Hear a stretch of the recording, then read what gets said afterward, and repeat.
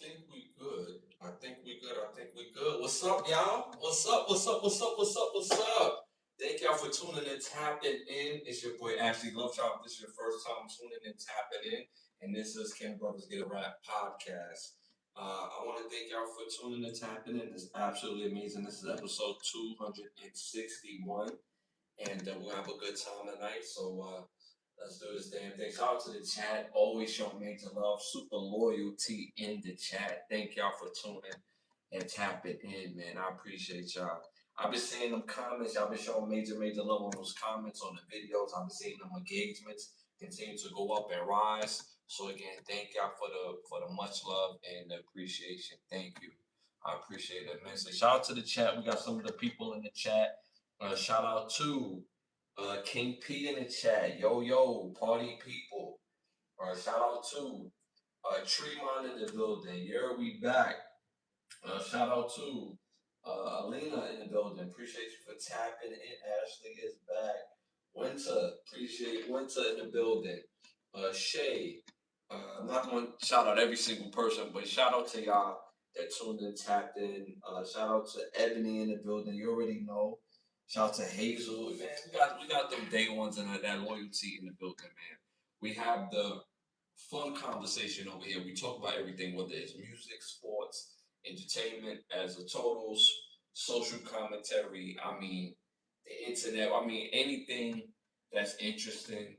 We have the serious conversation, and we also have fun over here too. So, again, I appreciate y'all for tuning and tapping in episode 261. I want to thank the presenting sponsor of this podcast, which is Button Snaps, where you get the finest of movies, shows, documentaries, and original content for your viewing pleasure of $4.99. Also, do not be an agent of chaos. Do not be a stain.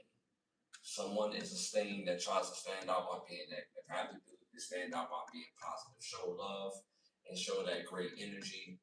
Lose that Willie Lynch mindset. Lose that it can only be one mindset. The only we recognize over here is opportunity. We celebrate life culture over here. Hate has a location. It's just not here. So again, I want to thank y'all for tuning and tapping in. And again, this is episode 261. That's a lot of episodes, y'all. That's a lot of episodes. In the amount of time that we do them too, it's a lot. So again, I thank y'all for y'all support because without it, again, the show wouldn't be what it is. We're on the road to 13. No, we over 13,000 subscribers. Okay, we're on the road to 13,000 subscribers. Not trying to. We're going to get to 20. So continue to like, subscribe, share, hit that all notification bell. Tap into the membership. We got great memberships. Take advantage of those memberships. We also got merch. So again, I appreciate y'all. All right, y'all. With no further ado, let's get the show started. First segment of the night: popular opinions. This segment is brought to you by OUV Records, as you see here and the hat right there. Make sure you go to Instagram at OUV Records and stay in tune to the latest music and merchandise. The label motto is create, document, and inspire. So make sure y'all stay in tune to OUV Records as you see it here. All right, y'all. First question of the night: popular opinions. Y'all know these are not my questions; these are the world's questions. So stick to the answers in the questions. First question of the night: most fun city on this list. Most fun city on this list. Number one, New York City. Number two, Atlanta. Number three, Houston. Number four, Vegas. Let me know what y'all think about that in the chat. Again, let me know what y'all think about that in the chat. Again, most fun city to visit on this list. Most fun city to visit on this list. Number one, New York City. Number two, Atlanta. Number three, Houston. Number four, Vegas. Again, let me know what y'all think about that in the chat. Again, let me know what y'all think about that in the chat. I've been to all of these different cities quite a few times. Obviously, I'm born and raised in Brooklyn, so obviously I'm from New York City, so I know what that feels like. But I also know what it feels like to go visit, go in there for a spill and get up out of there, right? Obviously, I've been to Atlanta several times. I've been to Houston several times. I've been to Vegas several times. I mean, like several times to being at Vegas or being in Vegas. Um, I enjoy each of these cities, but I'm not gonna lie to you. At the time when I had the most fun, what city I had the most fun in, I'm not going to include New York City for me in the visit because when I go to New York City now, I go and I leave. I haven't even been in New York City in a minute, actually. I haven't been to the city in a minute, mainly because I've been there. I know what it's like. I'm cool, right? But at its height, the most fun city I've been in has to be Vegas. Me personally, it has to be Vegas for me. Um, and this is pre-pandemic. Before the pandemic, oh, Vegas was popping.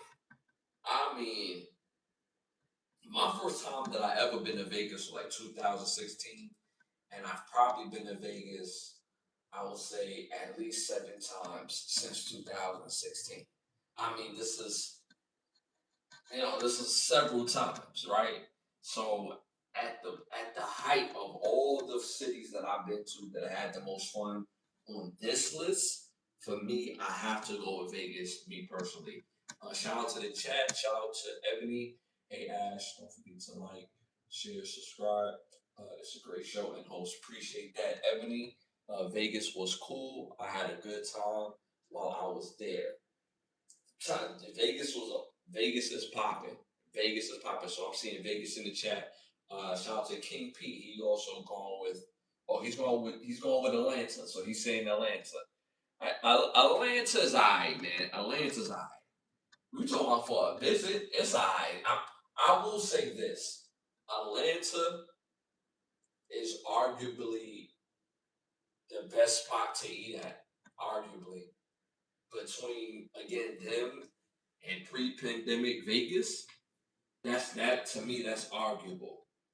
I mean, I've been to New Orleans several times. New Orleans is one of my favorite cities to go to because Vegas is not the same, so I go to New Orleans instead.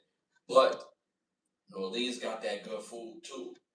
But Atlanta, you could go to any spot in Atlanta, and the food be finger licking good. You know what I'm saying? So at the end of the day, I'm gonna have to go with Atlanta for the food, but when you talk about the most fun city at its height for me, I'm definitely going with Vegas. Shout out to my dog CC in the building. Appreciate you for tapping in. You already know the business, man. Appreciate you as always. Hit the likes, hit the 100s, man. You already know it helps with the growth of the show, man. Again, the question is most fun city to visit if you're just tuning in and tapping in. Number one, New York City. Number two, Atlanta. Number three, Houston. And number four, Vegas. The chat, like I said, I'm seeing Vegas and Atlanta. Again, for me, is definitely Vegas. I've had the most fun at its height, you know. Second for me probably would be Houston. Third would be Atlanta, and then fourth, obviously, is New York City. I mean, there's nothing for me to do in New York City. I've done everything. I was born and raised there, so there's nothing for me to do in New York City, me personally. But everything else, yeah. Atlanta's very like ambiance. You go there, you get a nice hotel, you get something to eat, you go shopping. That's all ambiance. It's not necessarily something you can go to do. Like you looking forward to going doing outside of those three things. Maybe a party, but it's all ambiance based for me when it comes to Atlanta. So again, I went with Vegas. The chat went with Vegas. Also went with Atlanta. The rest of the world at 34%, and mind you, over 5,000 people voted on this. 34% went with Houston. They went with Houston. I'm actually surprised on that. Houston wasn't a bad spot. I had a good time in Houston, me personally. I was able to get my head braided immediately once I got to Houston. You know what I'm saying? Hit the back phone. I was able to get that thing before my show, and I had a good time in Houston, me personally. But I wouldn't say it's the most fun city for me. I had a good time in Houston. There's a whole lot of chocolate in Houston, so they did show me love in Houston. I will say that. But most fun at the height, definitely Vegas. Houston probably the most fun today, but At its height, definitely Vegas for me. Shout out to my dog Cece, Atlanta, like the East Coast Vegas. Yeah. Yes and no. Like it's very ambiance based, right? I agree with that. It's ambiance based, right? But to me, Vegas, you just got more to do in Vegas. Like Vegas, you could go to a comedy show. They got a whole bunch of comedy shows. The comedy strip or comedy, like the stuff that you see on YouTube, like the comedy hype, not comedy hype, but comedy, like the stand up comedy things that y'all see is actually in the Houston, excuse me, in the Vegas hotels. They actually there. Like when you have I'm forgetting the actual name, but y'all know what I'm talking about. Like different comedy specials, they have them actually in Vegas. Y'all go to the comedy special, like there's like a whole. It's to me, it's a bit more to do in Vegas because Vegas do get hot. You go to those day pool party. Atlanta is real ambiance based. Everybody trying to stunt. Everybody ain't trying to have a good time like that. But you can get your heat on though, dog. I couldn't live in Atlanta because I'm gonna get heavy.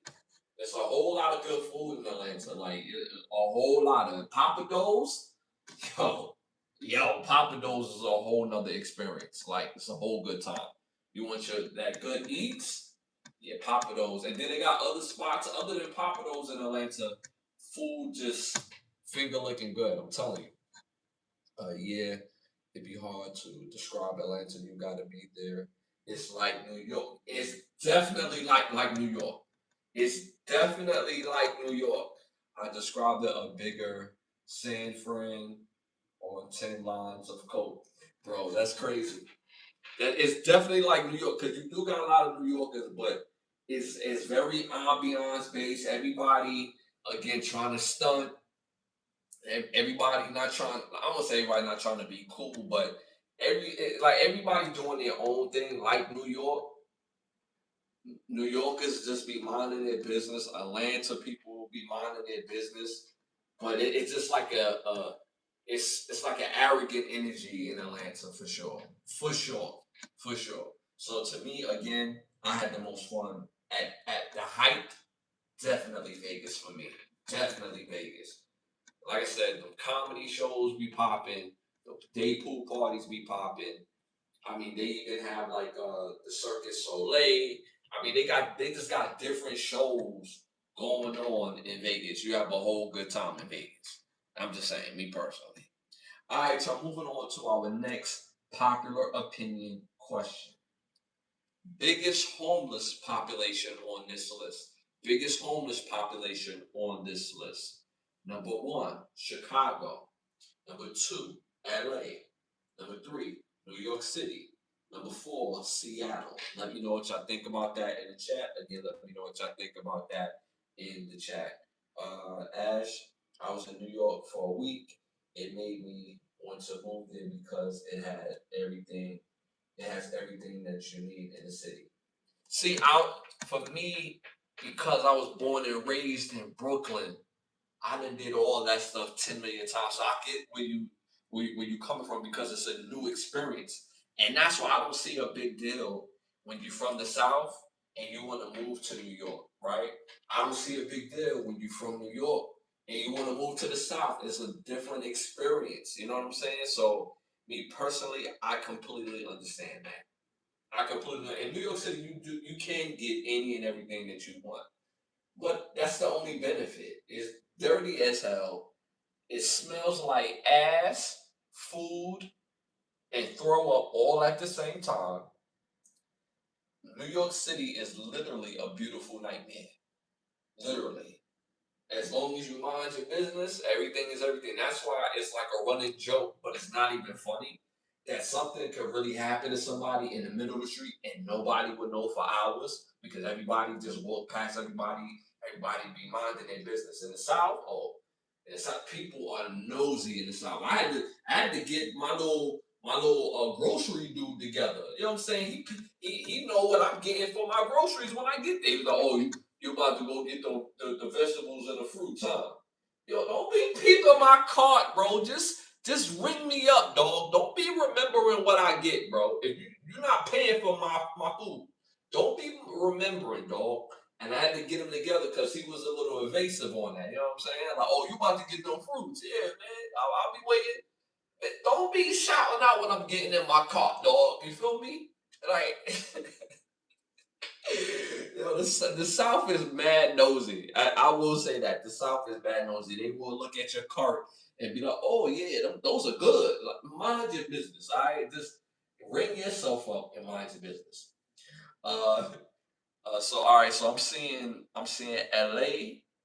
I'm seeing all LAs right now. I'm seeing all LAs as you thought it was the hills have eyes for a sec down in the South. Nah. Cause remember, my family is from the South. My family's from the South. So growing up, I always said I never could live in the South because I wasn't used to that heat. But as I got older, the heat is like it's like a healing power. And I just like, yo, I could live in the South. You know what I'm saying? So it reversed when I got older. You know what I mean? But the people in the South, they super nosy.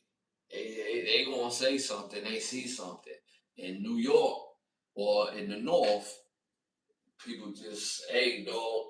If you say something to somebody, if you say something to somebody in New York City regarding the stuff that they get in from the store, like in their cart, like somebody's looking in your cart, like, oh yeah, that milk is real tasty.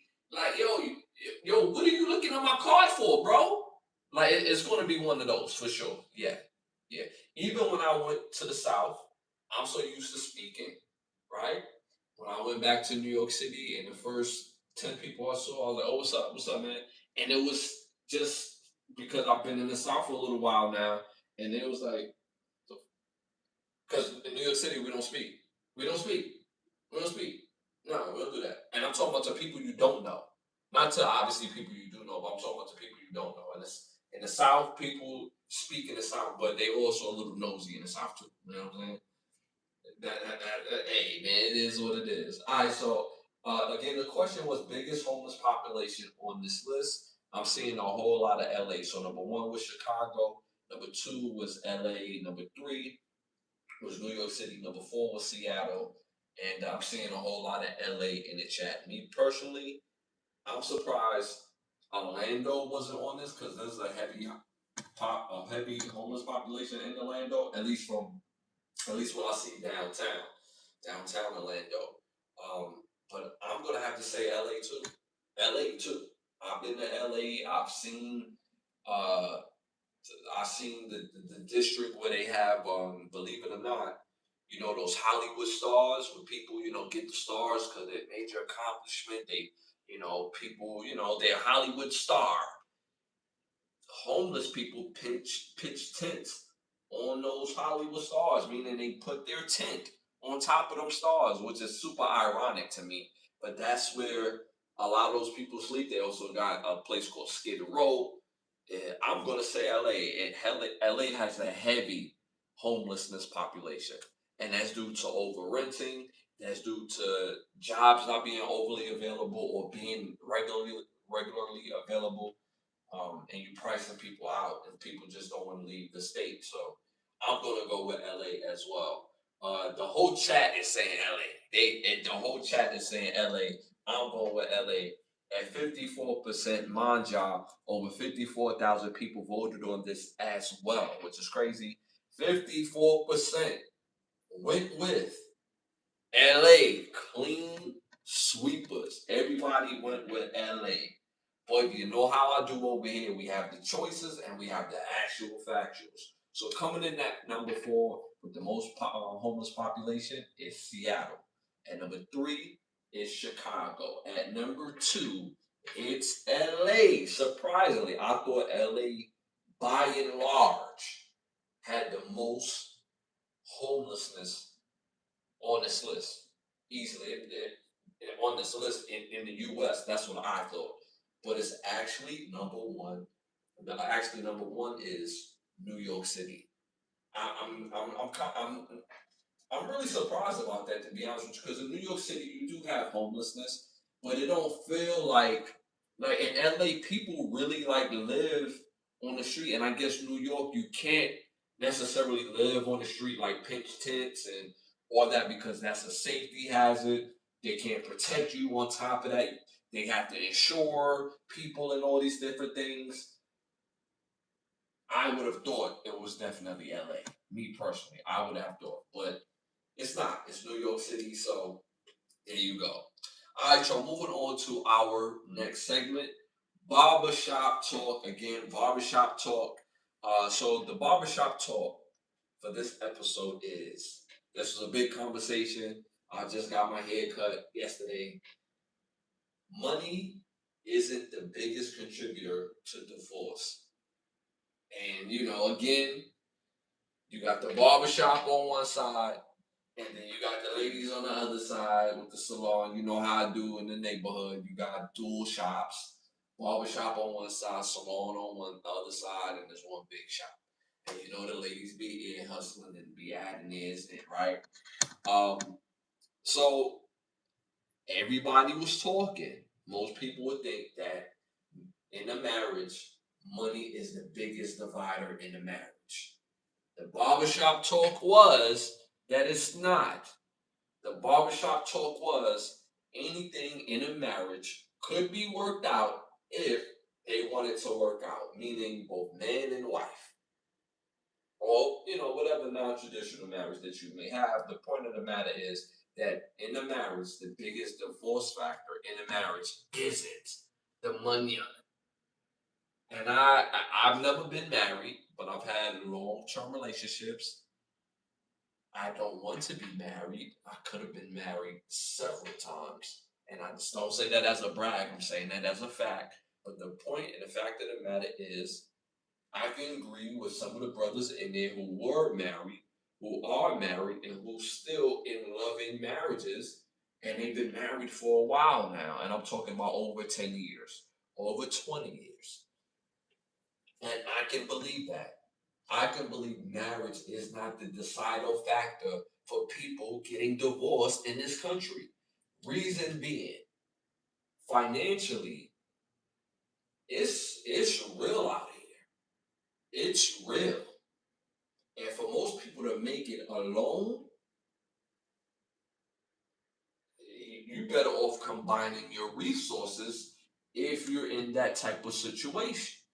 On top of that, you get convenient sex, food, and companionship. In this day and age, how they trying to tear the family apart, the fabric of the family, by promoting stripper culture, horror culture. The family structure is in jeopardy and have been for quite a while. But I can definitely see and understand anytime that I wanted to stay with somebody. And if I was married, money would not be the deciding factor whether we get divorced or not.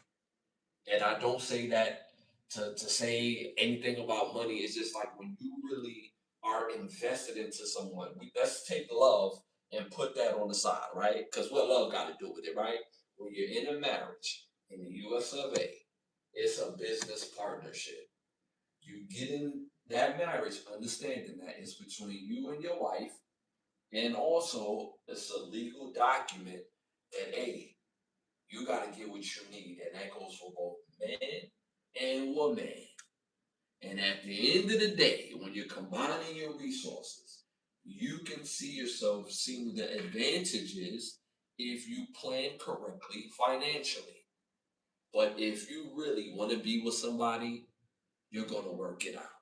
And that's not a love thing. That's just I'm losing a word right now, but that's just something that's I'm losing a word right now, but it's a logical stance on it, regardless. If you can stand being with somebody, you don't have to be attracted to them all the time, but you together understanding your roles, then money would never be a factor. Would never be a factor. Because in a marriage, and both are working, money comes and money goes. Just that simple. And I've seen it in different marriages. My parents was married. Um, even though they wasn't married throughout my whole childhood, they was married for 12 years. But the point that I'm making is, at the end of the day, money is not the decidal factor when people get divorced. So that was the barbershop talk yesterday at the barbershop. So, all right, y'all, moving on to our next segment, our Hollywood Needs to Ask Us segment. I came up with the segment because Hollywood just don't give us enough intriguing movies. So I feel like I got better ideas for either a movie or a movie series. I would love to see this as a movie series. 10 episodes. Not forget that. Give me 15 episodes of this. I'm tired of the 10 episodes. They was about to condition me to give y'all 10. 15 episodes on the rise of daytime talk show television back in the 90s. And at the time when I was a little kid, daytime TV was just on a whole nother level. I mean, we had Richard Bay, Ricky Lake, Jenny Jones, Maury, obviously one of the goats of the game, Jerry Springer, uh, who Donahue, Sally Raphael, Montel Williams. I think I said Richard Bay. Richard Bay, if I haven't said Richard Bay. I mean, we had so many. Yolanda. Oh my God, Yolanda was popping. Then later on, we had Tempest Bledsoe coming from the Cosby. If y'all remember, y'all should remember Vanessa from the Cosby. She had her own show, Tempest Show. That was also fire. Mother Love came in at the end of that. That was also kind of fire. So at the end of the day, daytime TV used to be such a thing back in the 90s. And I would love to see a movie series regarding back to that time. Shout out to, yeah, this is not the pod for that. We don't do the bots over here. Shout out to Lothos. Yeah, this is not the pod for that. So you're asking idiotic questions. If you're here to support, we love to have you. If you're here to be stupid, if you're here to be disingenuous, this is not the pod for you, sir. Okay? Well, much love to you, and I hope you walk away with that love in your heart. So again, I would love to see a movie series based on daytime television, daytime talk shows from the 90s. Obviously, stressing the plot of the process of the takeover of daytime talk show. So, again, they have to stress the pivot of daytime TV. They have to also stress the circus that came with it. I mean, the sheer entertainment value of watching the Ricky Lake show, and she had dope segments like, "Yo, I used to be whack, but now I'm all that." But back when they was in high school, they was skinny, they was pimple face, and now they're an adult, and now they popping, right? Then they also have really divisive issues that attack real issues when it comes to race relations, when it comes to how kids are not listening to their parents. I mean, it used to go on and on. And then, of course, you got Jerry Springer when people started knucking up and it just turned into a circus. So they have to stress that as well. And, of course, the aftermath of all that. So they have to stress those three things, in my opinion. Shout out to Cowgirl. Appreciate you for tapping in. Appreciate the joke. I love a good joke. I love a good joke. Didn't land. You know what I'm saying? It didn't land, but I feel you. But cool though. I appreciate a good joke, but that was trash. But much love. Much love. I love a good joke though. Much love to you. Appreciate it. Keep them coming if they're funny. Like if you nice with it, keep them coming. But if I mean the first one was kind of a doozy. So again, I would love to see that. I would make this rated R. Obviously, the genre will be biopic. My foundational actors for this excuse me, basically it's a bio, but so biopic uh, movie series. I gotta go with Sterling K. Brown, Walton Goldens, excuse me, Rachel Brashan, Pedro Pascal, John Lithgow, Benny Fredstein, and Margaret Robbie. I have to go with them as my foundational actors. Also, I will go with the director with Adam McKay. My producer would be Jordan Peele. My music score would be Trent Reznor, and my co-writer would be Aaron Storsler. Excuse me, Aaron Storsler. So that would be my foundational cast and my people behind the scenes making this movie series pop. I don't think people understood how great of the entertainment, how great those subject matters, because it opened up conversations among our peers and, of course, among the adults. It shifted the culture in a way where we realize our culture is much closer than what we think it is. And even though I was a little kid at the time, looking at it from my perspective, it was just like great television, and I couldn't wait to see. So, and then of course you had Maury with that ain't my baby. You know, I ain't the pappy. So it was just a sheer good time, and I think this will be absolutely monumental to see. Like just like how the Michael Jackson movie came out, right? And people for years had been telling people that haven't seen Michael Jackson, yo, he was so great, he was so great, he was so great. I didn't like the movie. I don't think they did a good job stressing how great Michael Jackson was, and they played it real safe. But what I'm glad is that it still exposed people to Michael Jackson that didn't understand his greatness, and they got a glimpse of it. And within that glimpse is Michael Jackson mania again. So that part I love. So the same thing with Michael Jackson.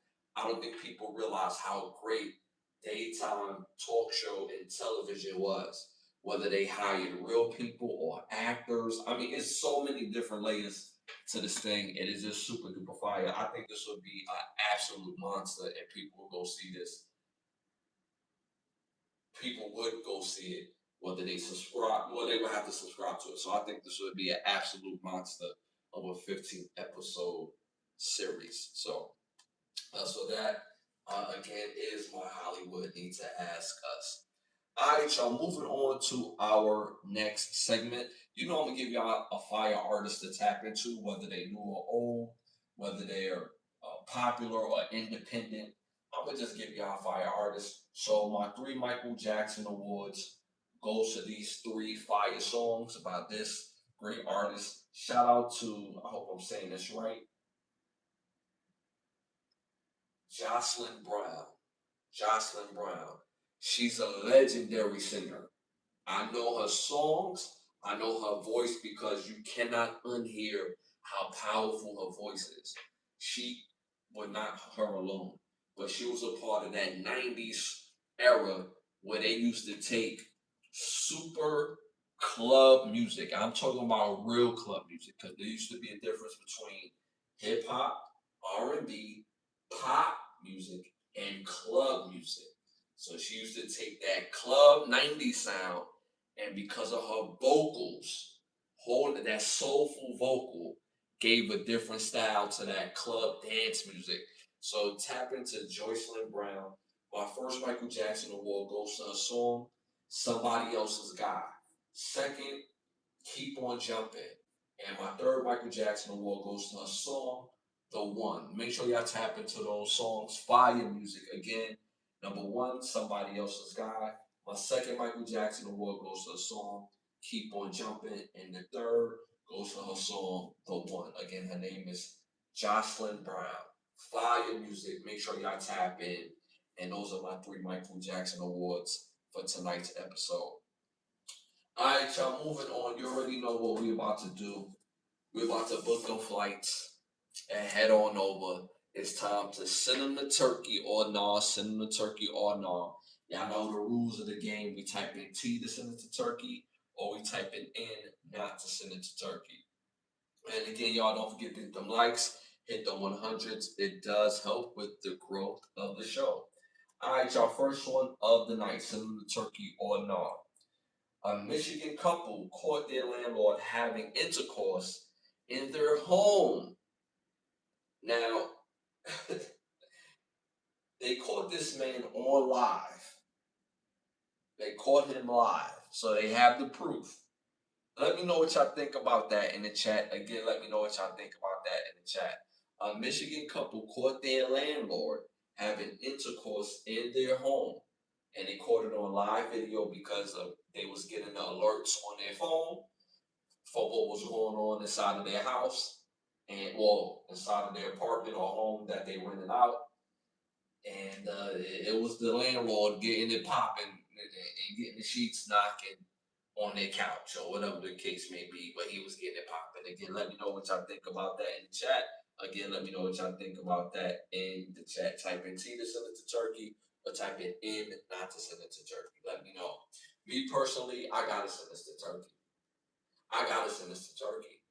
Now get this. I will add this. How can the landlord was actually supposed to go over there for repairs. He was supposed to be in there to do repairs. He wasn't there like, unmistakably, but he was supposed to be there to do repairs.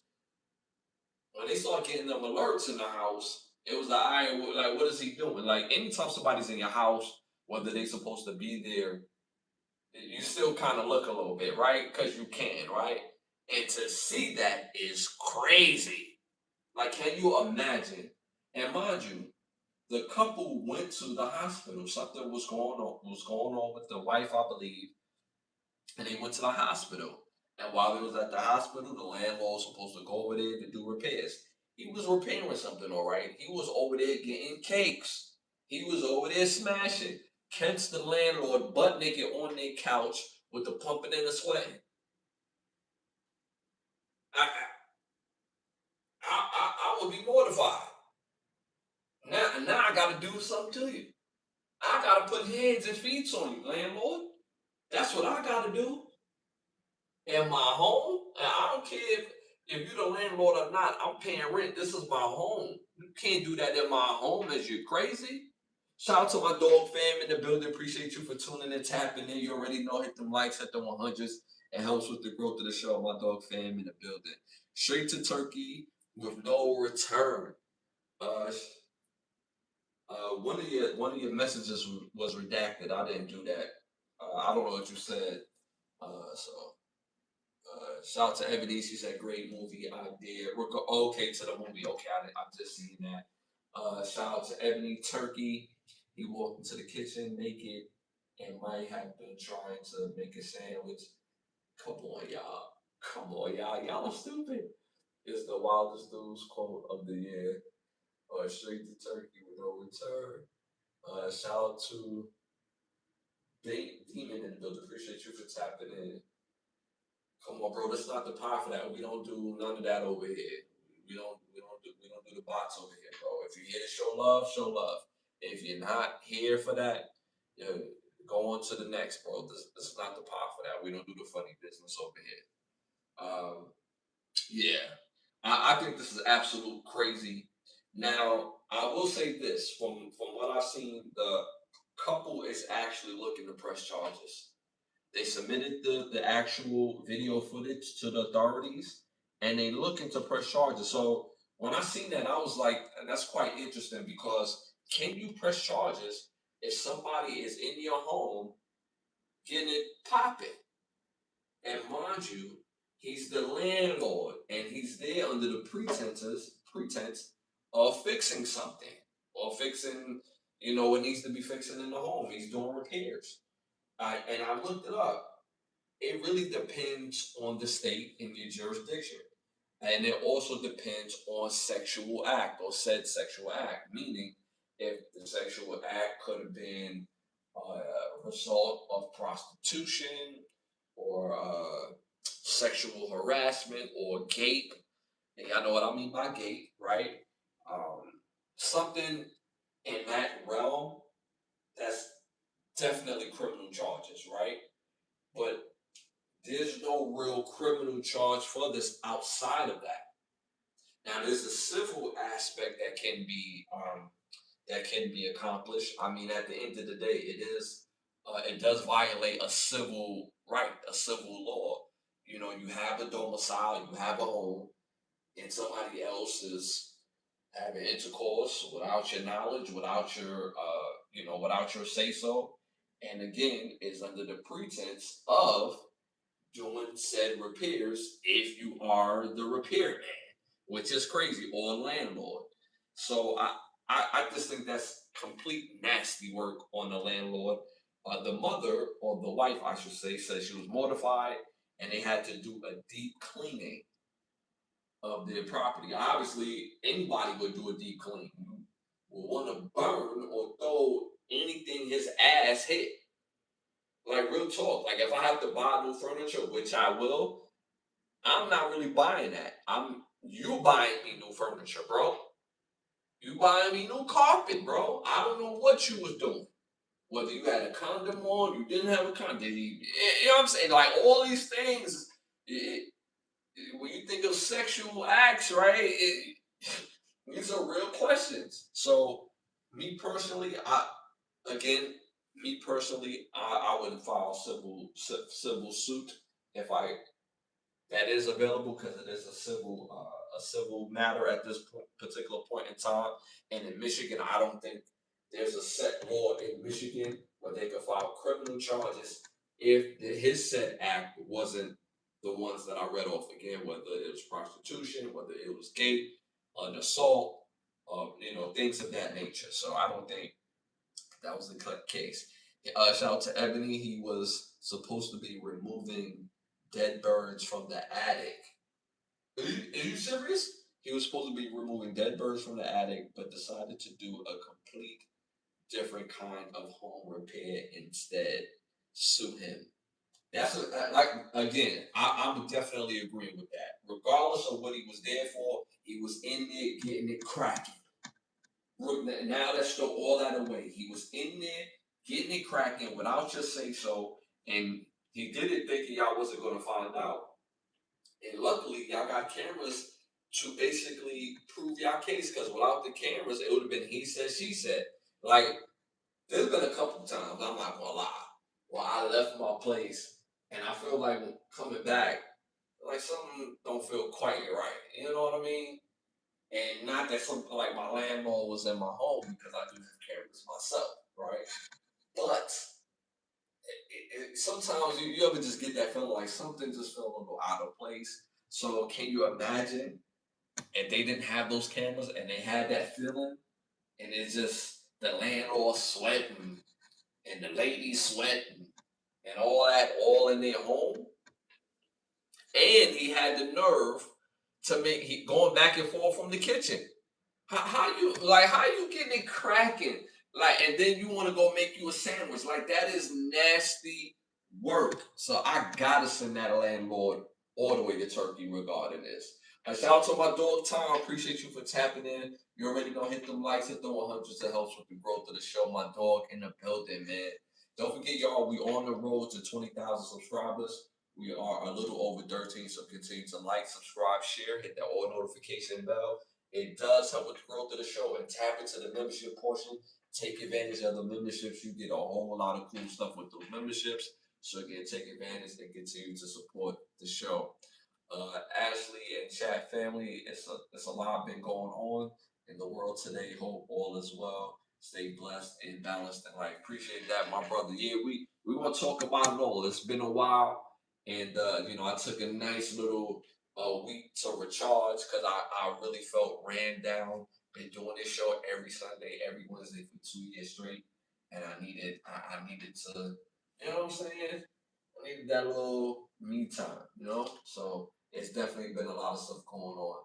Ashley, I hope when you make it out there in the world, you making it big time money. I hope you're getting a chef that chefs make it more than hot dogs and mustard.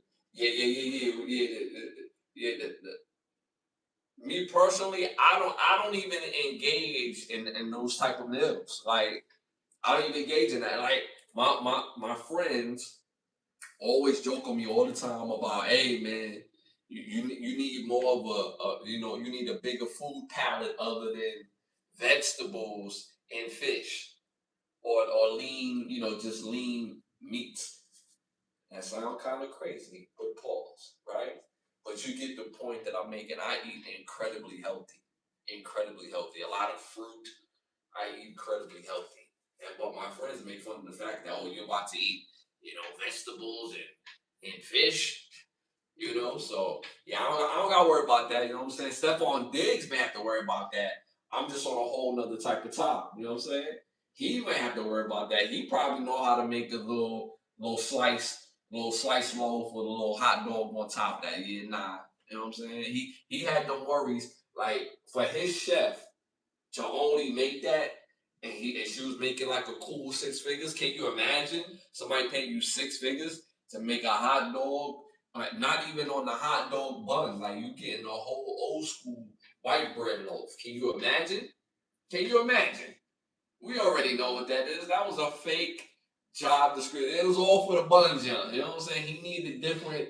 You know what I'm saying? He needed his work. He needed his work day. He needs, baby moms. He needs the little things on the side, his chef, little chef buns, his masseuse buns, you know what I'm saying? Just buns all over the place. You know what I'm saying? Can't be mad at him. But the hot dog, that's crazy, dog. Like, where's her credentials? Like, she Cheyenne Bryant #2. Where's her credentials? You know what I'm saying?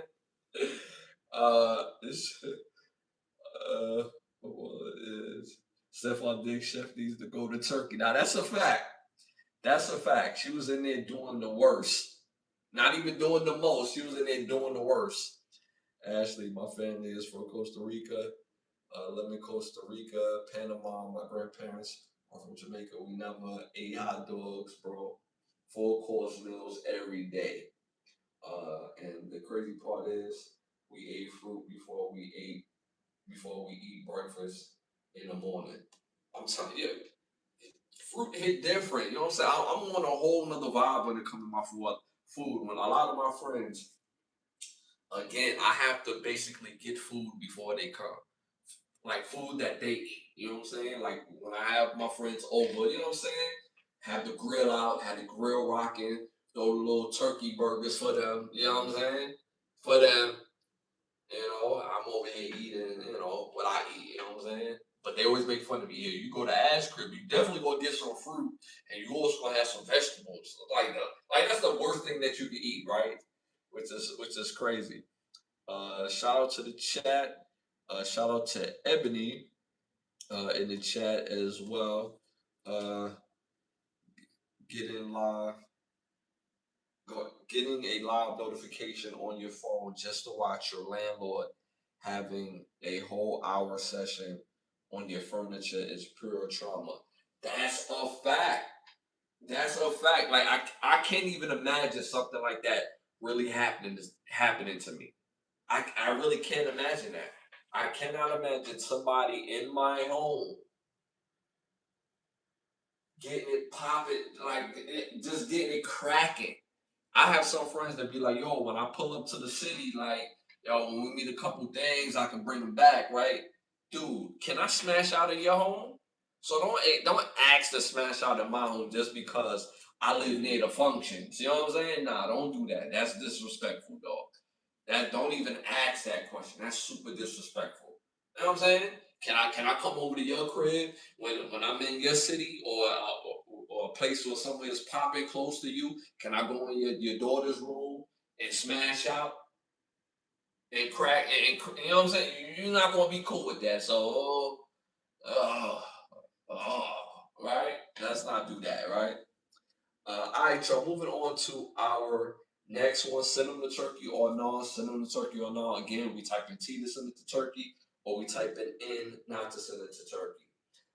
Clarissa Shields. Clarissa Shields has been banned from all MVP events until further notice after getting to a physical altercation with fellow boxer Alicia Gardner. I hope I'm saying that right, Gardner. Again, Clarissa Shields had been banned from all MTV. Excuse me. Clarissa Shields have been banned from all MVP events until further notice after getting into a physical altercation with fellow boxer Alicia Gardner. I hope I said her name right. Some people say Alicia, some people say Alicia, so I'm gonna say Alicia. Gardner. Let me know what y'all think about that in the chat. Are y'all sending that to Turkey or no? Again, let me know what y'all think about that in the chat. Uh, Just saying no. Me personally, I'm gonna say no. I'm gonna say no. I'm gonna say no. I can't send this to Turkey. I cannot send this to Turkey. Here's the thing. These women are both boxers. There's no. I'm pretty sure each woman think they could beat each other up. But there's no. This is not a bullying situation. These are two women having an argument or having a public dispute about whatever. And I heard some of the dispute. I heard Clarissa Shields say in the video, basically keep my relationship, meaning her relationship with her and rapper Papoose, out of Alicia's mouth. Alicia mouth. Alicia. Alicia. Excuse me. So basically, that's what she was saying in the video that went live, that actually went viral. So she felt a type of way on her speaking on her relationship. I cannot send this to Turkey because these are two boxers get into an argument. There's not a bullying situation. An altercation happened. That sort of thing happens when you have fighters, whether they're men or women. Some's going to get shaken when they argue. So I can't send this to Turkey. Me personally, I'm not going to send this to Turkey. Actually, we was getting six figures not to make no damn hot dogs. Oh, you talk about Stephon Diggs? Yeah, even that chick was doing his hair. Had a shop in Brooklyn and had a spot out in Jersey. He was tapping. Yeah, you talk about with Stephon Diggs? Yeah, yeah. I mean, maybe she was on a payroll a little longer. You know what I'm saying? His pay rates wasn't bad. You know what I'm saying? She got like 1,100 per check or 1,800 per check. That's not too bad. Making a nice life for herself. Uh, Tom, uh, Clarissa Shields has to go to Turkey. Ashley, if Clarissa Shields was any other mailbox or acting the way that she was acting, they would have canceled him already. Oh, saying that if she was a mailboxer, they would have canceled him already. I can't agree. I can't agree mainly because, and this is from what I've seen. This is from what I've seen.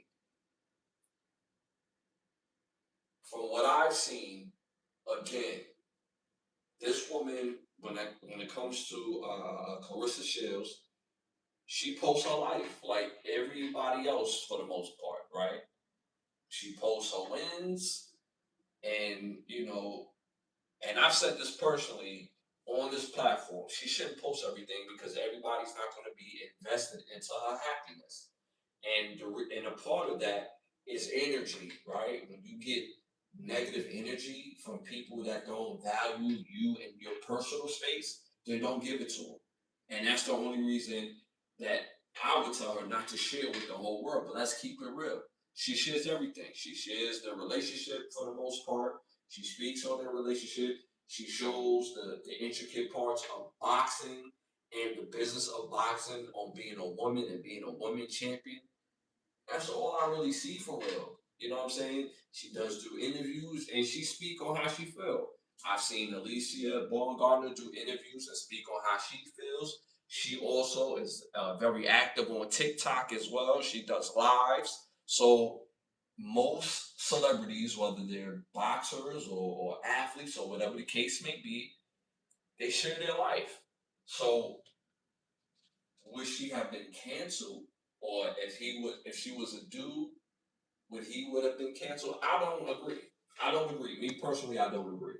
I don't agree. But you can send it to Turkey if you want to, because again, it's based on what you see and how you feel based on the situation.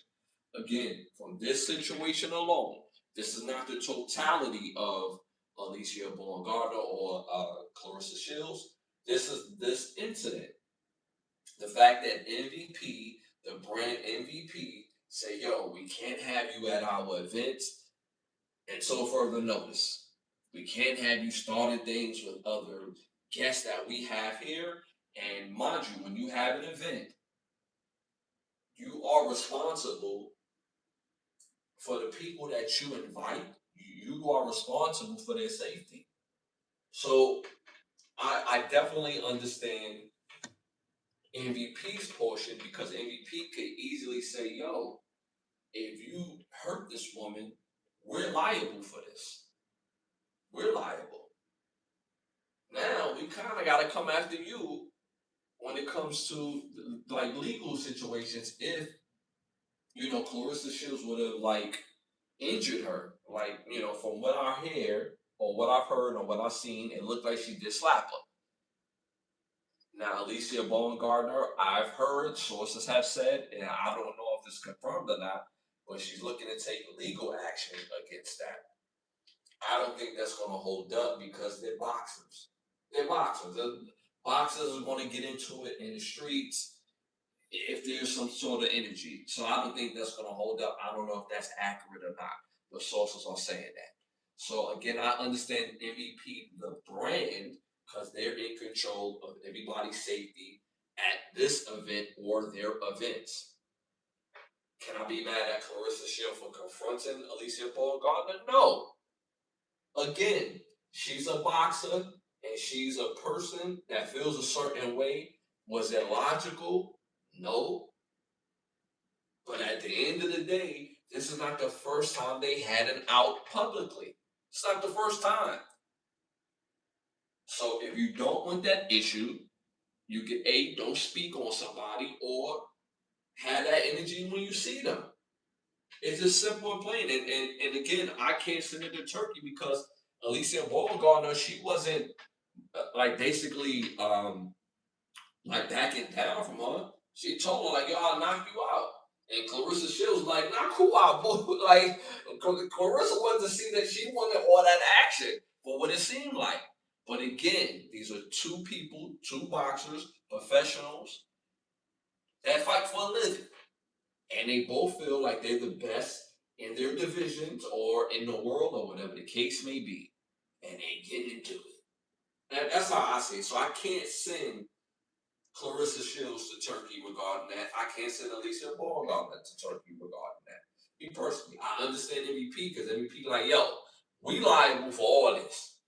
You know what I'm saying? And not to mention, if y'all get into a fight and either one of y'all get hurt, and then y'all beat up, not beat up, but y'all damage the establishment while y'all getting at each other, yo, we liable for that too. So I definitely understand MVP for stepping in and saying, yo, in the meeting between time, hey, we're gonna suspend your privileges at the MVP events for sure. I definitely get that for sure. Banning. So what I'm saying, banning the quotes over a VIP section, banning the quote over a VIP section slap. But honestly, MVP, MVP has to protect their brand. You can't be throwing hands outside of the ring at a high profile Netflix event like that. I mean, at the end of the day, grown people gonna do grown things, and you have to accept the accountability that comes with it. So if anybody gets sued for any legal ramifications, hey, it is what it is. It is what it is. But you gotta remember, boxers are people too. They in the hurt business. They are people first. And people run off emotion. And great boxers don't sit back and think, hey, should I hit this person or not? No, they're gonna get activated, dog. So I can't, me personally, I cannot send it to Turkey. Me personally. I believe in MVP didn't. I believe MVP didn't bend Clarissa Shields. Banned. Well, I said banned, but anyway, that could have been a typo. I believe that MVP didn't ban Clarissa Shields from the event. Alicia Gardner will have a case. Um,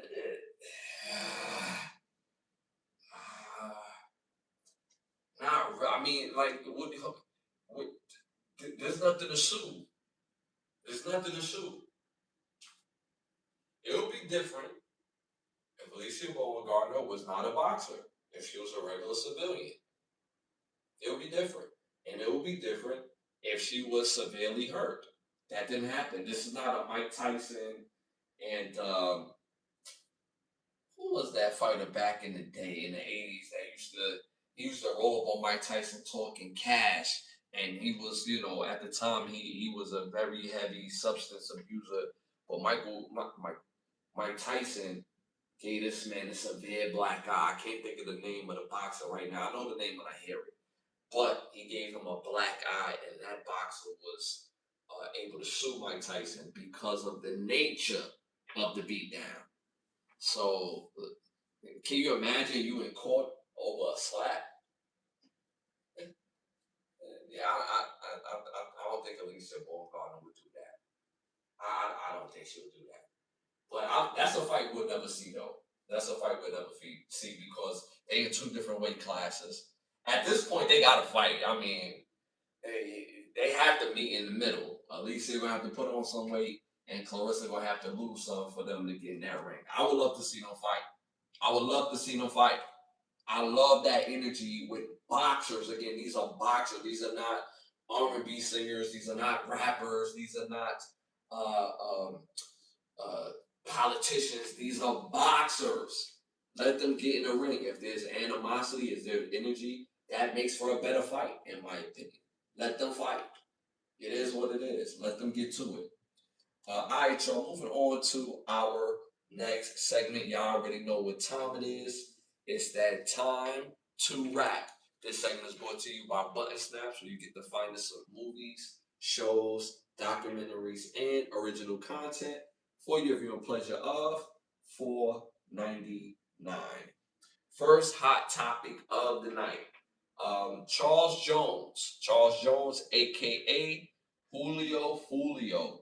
Case has case resulting into four men being convicted of first degree murder, resulting in life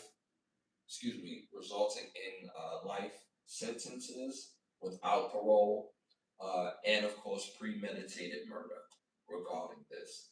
Um, Isaiah Chance, Sean Gathright, I believe his name is Rashid Murphy, and Donovan Murphy. The jury have spared them execution, and they're just going to do full life imprisonment with no possibility of parole. Alicia Andrews, who was the female co-defendant in her own case, regarding this case, I should say, has also been found guilty for a lesser charge of manslaughter, first degree murder, and conspiracy. Her sentencing has been delayed, though. Her sentencing has been delayed.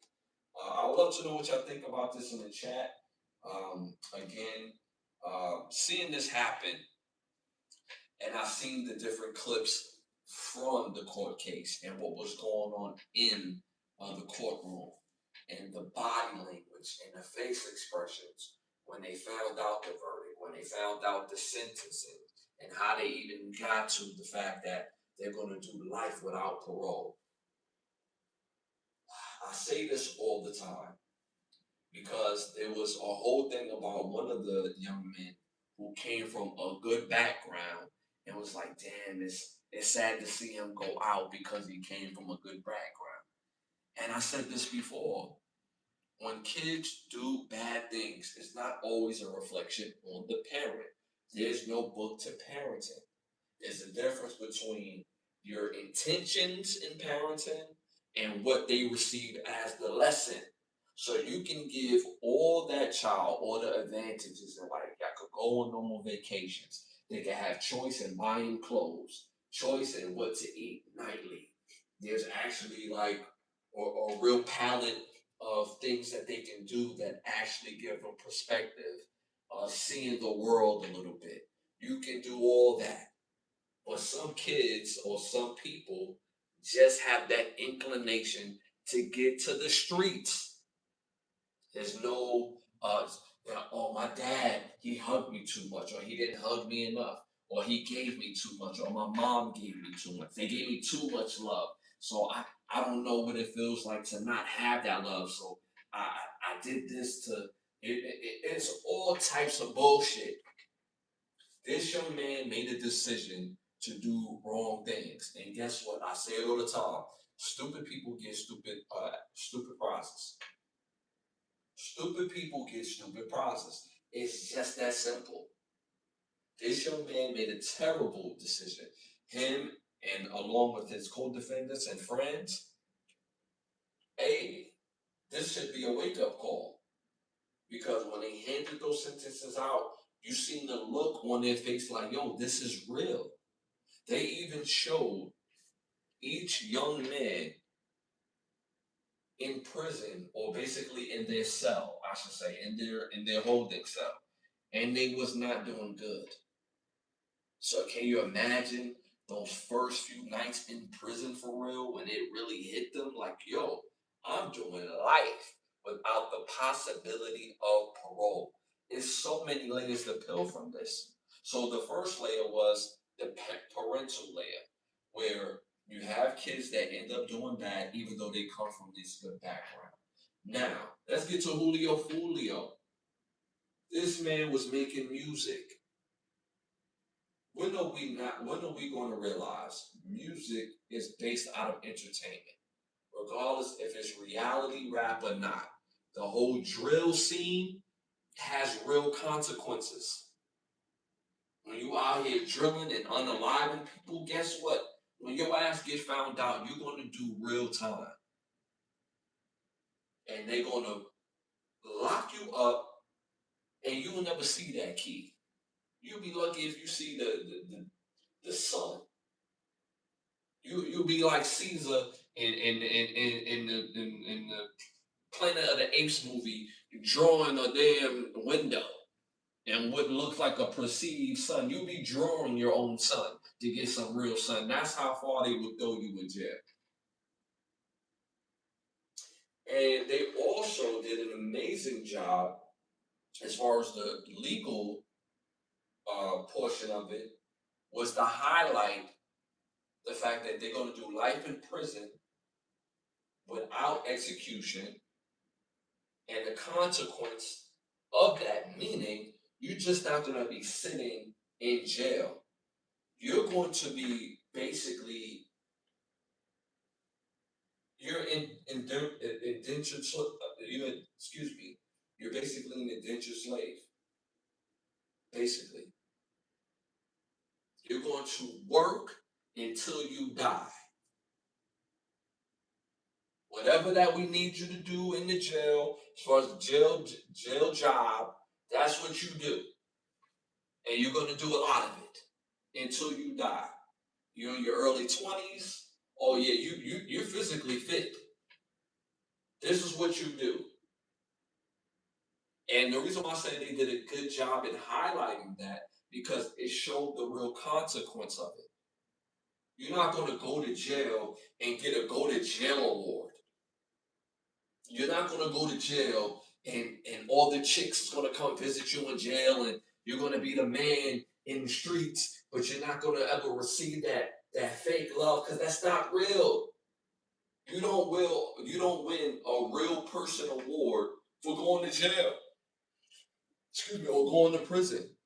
It's real. They lock you up and throw away the key. So there's no real award. It's shame. It's shame what you could have been. Your family goes through that with you. It's a shame. Now, Julio Fulio, he loses his life. His family lose a protector. His family lose a provider. Nobody's talking about his family and how it affects his family. There's so many layers to this thing. And the sheer joy of justice that had to overcome their family hearing these sentences. The sheer joy. Can you imagine having people with that mindset in the world? To take a life and thinking that there's no consequence of it. And now to sit in jail and be like, yo, I'm doing life, but yo, I got him. I got him. That's some people rationale. that was sitting in prison and be like, yo, but at least I got him though. I might be sitting in here, but I got the person I was looking for. Super duper over nothing. All of that shit is over ego. All of that is over ego. And the reason being because there's going to be a time and point where 10 years go by and each of those young men is going to realize they didn't have to do that. At the most, you give somebody a beat down, but you don't have to unalive them.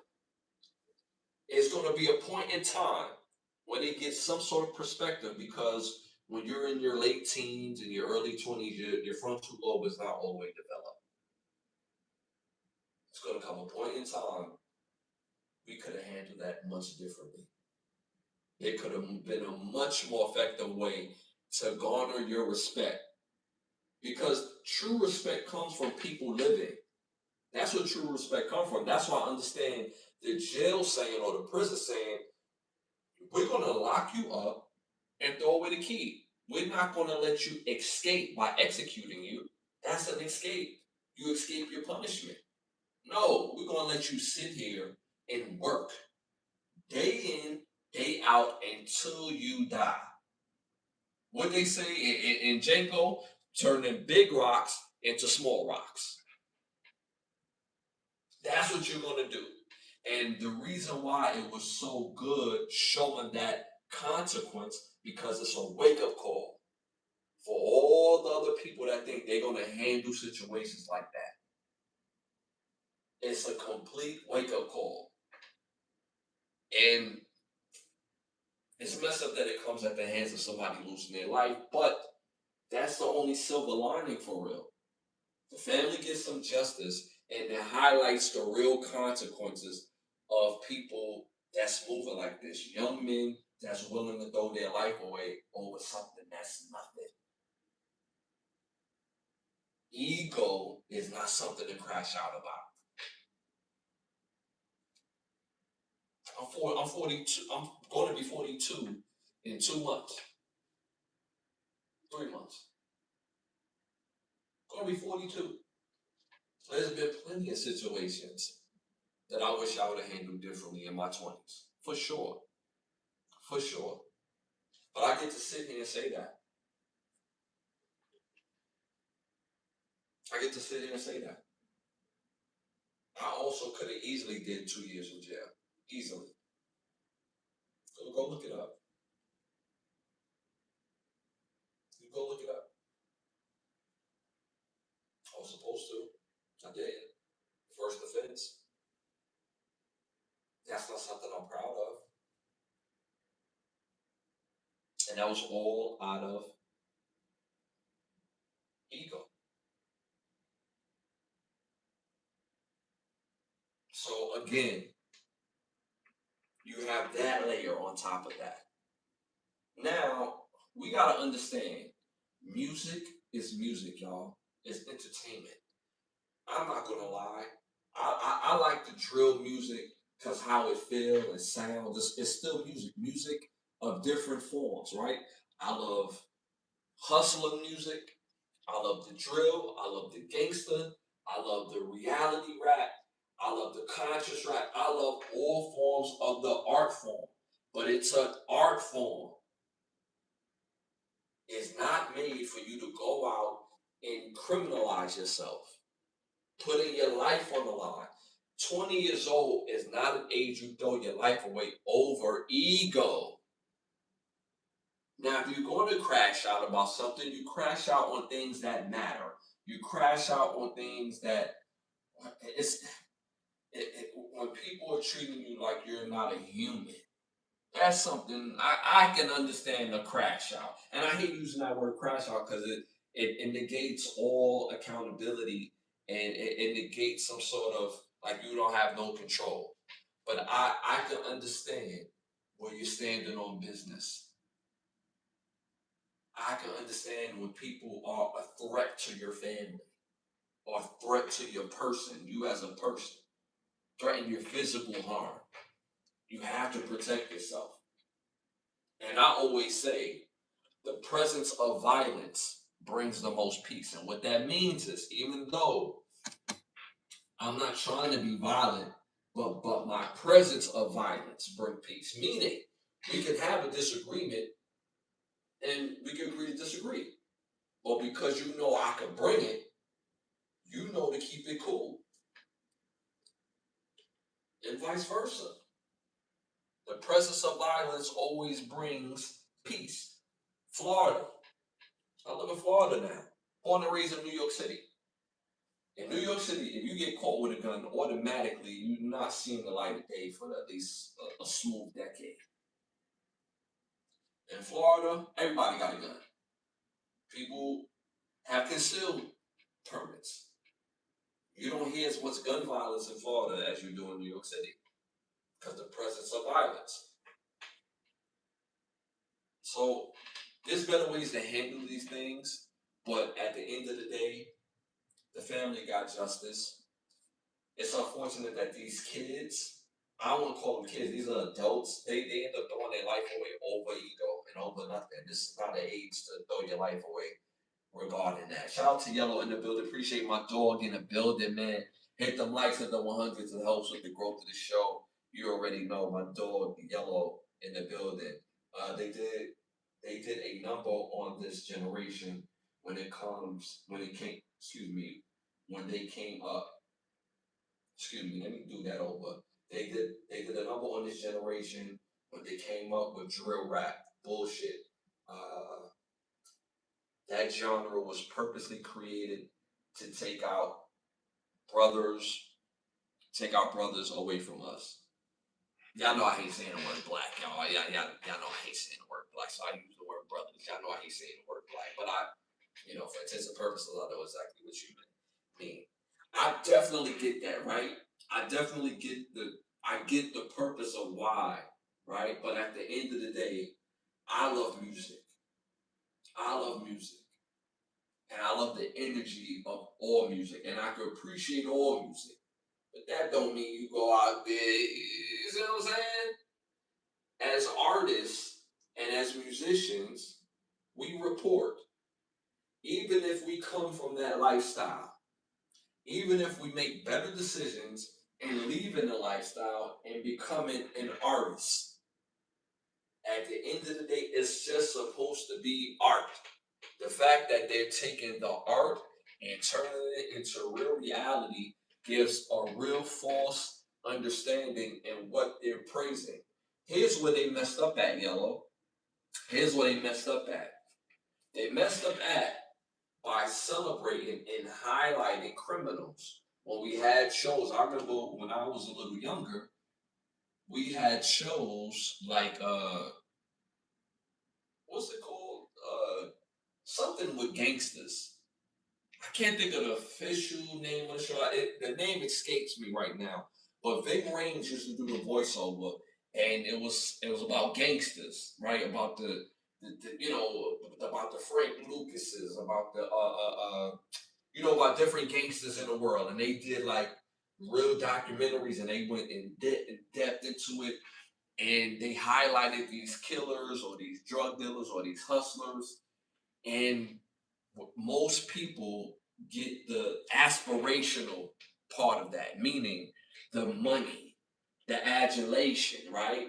But they did it at a time where the love and the adulation, even though it was like minuscule, it was still praise, right? How a man could go from nothing and get him a nice place or a condo or a house, drive a nice Benz or BMW, have all the fine women, drive nice cars, wear nice jewelry, right? There's something aspirational in going from nothing into something. But the pain, they don't highlight the consequence, the sleepless nights, the constantly looking over your back, the worrying about having to trust the wrong and right people to protect you and to protect yourself. They glamorize being a gangster. Yes, Yellow, it was called American Gangsters. Yes, they did like 3 seasons of it. 3 seasons. They even pivot that into gangster women. When they show the women are super gangsters, like, yo, what are we doing? We glamorizing the aspirational part, but they're not highlighting the consequences. That's what we really messed up at. Now, there's a difference between reporting American gangsters, showing the documentary in a way where, okay, we see their rise, but like, look at what really happened. Look at the consequence that they paid. Look how many people that they passed. Look at the destruction that they left in their past, outside of the fact that they made some money. And mind you, it's all aspirational at first because they all did it to what? Make money. So now when we have drill music, the aspirational part is not even about the money anymore. It's not even about the hustle. It's about glamorizing that gangster, that street. And it ain't no trophy for that shit. The hustlers back then, their trophies was the women, the money, the cars, the jewelry, right? People looking up to them because they made their way up. But now with the drill, outside of the music factor of it, the lifestyle, there is no real adulation for that. Or what's left for you on the other side of that wall is death and jail. And in this case, by them not getting the death penalty, highlighted so beautifully on what the real consequences is. And when you acting out your drill, or you're acting out the things that you say in your music, you see the consequences of it. And it's crazy to me that some of the younger men, because these are not babies. These are not. Some people say, no, these are babies. No, they're not babies. The world don't treat them like babies. We shouldn't treat them like babies neither. They have to understand consequences. The world don't owe you anything. The world don't owe you a get out of jail free card when you do stupid shit. And I think this case highlighted this beautifully. I'm not gonna lie, I have to be honest regarding that. I just have to be honest regarding that. So obviously, well, again, the family got the justice that they was looking for. All right, y'all, moving on to our next segment.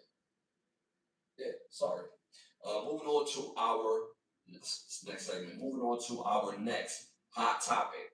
The Last Friday movie has been announced that it will be released in 2027, starring obviously Ice Cube and Mike Epps. They're also bringing on the legendary writer, Aaron Magruder from the Boondocks.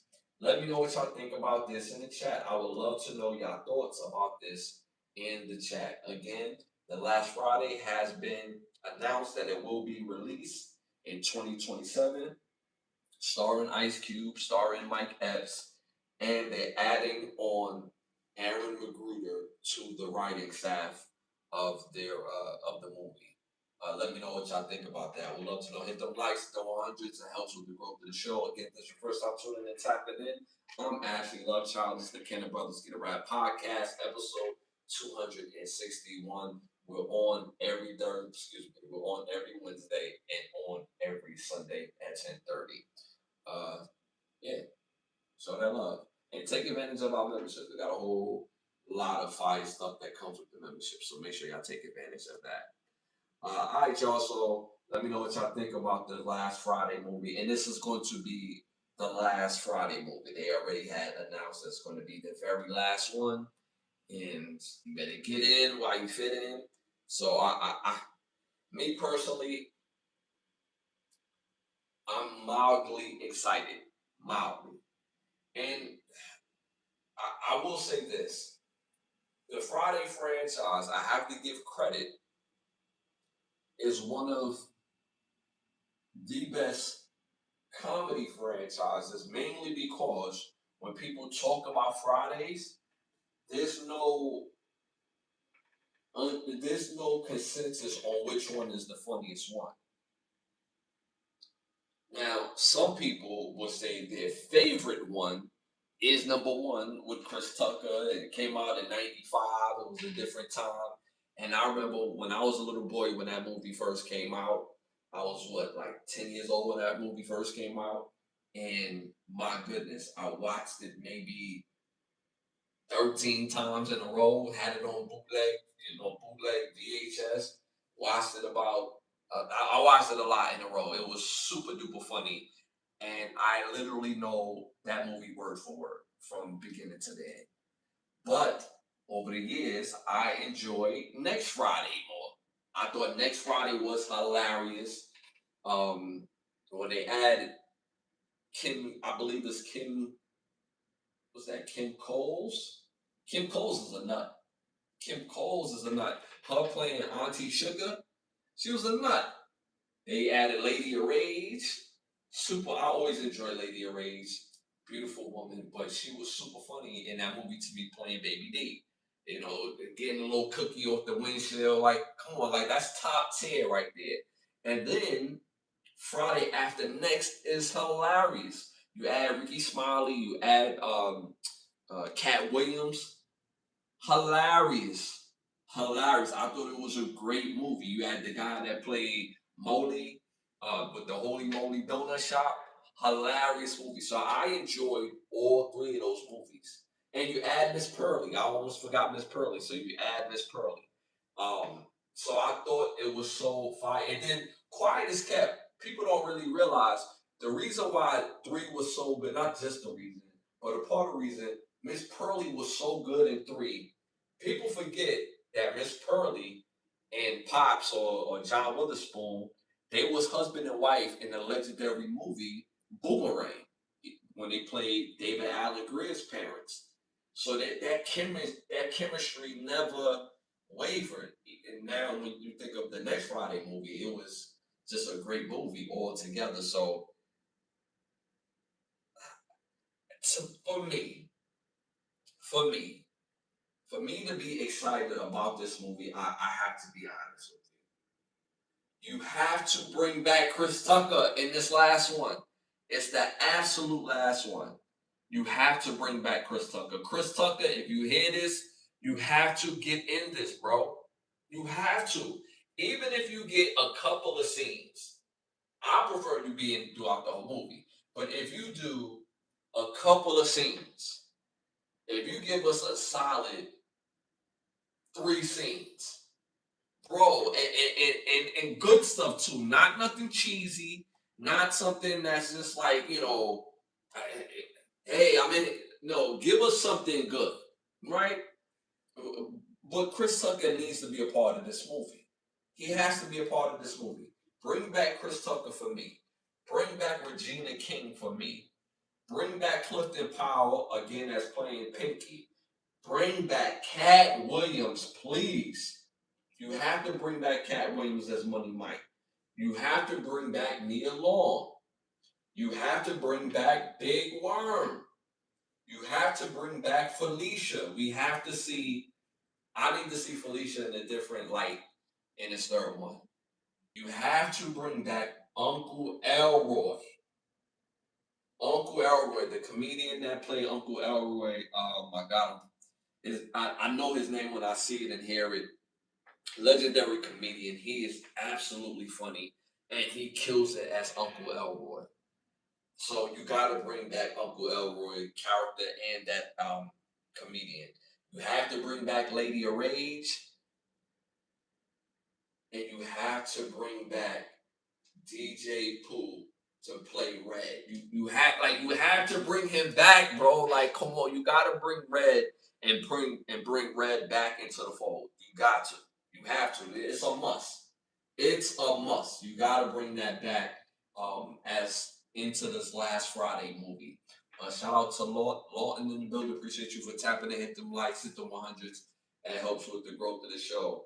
Shout out to Yellow. I'm pretty sure there's going to be some sort of positive message in this one because them niggas are way too old to be running around. You just never know. they got a little time to get in shape. You know what I'm saying? Like they got a little time, so you just never know. You just never know. Especially when it comes to Mike Epps. You just never know. Uh, and you have to bring back, and I almost forgot, you have to bring back the mother. You have to bring back Marie Horton as well. Horford, excuse me. You have to bring back Marie Horford too. The mother of uh, Ice Cube's character. Shout out to Ebony. If Chris Tucker actually comes back as Smokey, the internet is going to break. Please let it happen. Bro, I call Ebony bro. Ebony, I completely agree with you. If Chris Tucker is in The Last Friday and they show it in the preview and it's funny, everybody and their mother is going to see this movie. It's going to go crazy. If Chris Tucker is in this movie and they show a preview of him and Day Day, I guarantee you they will break numbers at the box office. I guarantee you this. If you have Smokey and Day Day, DJ Pooh playing Red, you got Aaron Magruder, a part of the writing crew. Dog, do you understand and Cat Williams? Dog, the type of laughter that's gonna come from a healthy place. Oh my goodness. Oh my goodness. The internet, it will break for sure. I definitely agree with that, Ebony, for sure. That is a fact. Aaron Magruder being in the writing room means that the script is going to be dangerously funny. That's a fact. That's a fact. I definitely agree with that. I definitely agree with that. Shout out to B. Yeah, B is being super weird. B is being super weird. But shout out to you. Again, this is not bot station. We don't do the bots over here. If you got good jokes, I love a good joke. I'm from Brooklyn, but it seems like you're botting, bro. Joints is trash. You don't even have a real picture of yourself, so that means you have no real self-esteem of yourself. So again, he's just being weird. You said that a few times, so you was looking for my attention. So God bless you. God bless you. You know what I'm saying? But they ain't not landing though, bro. Like dude be weird. Like that's some weird shit to say. Just say you wanna sniff my dick. That's what you really wanna do, huh?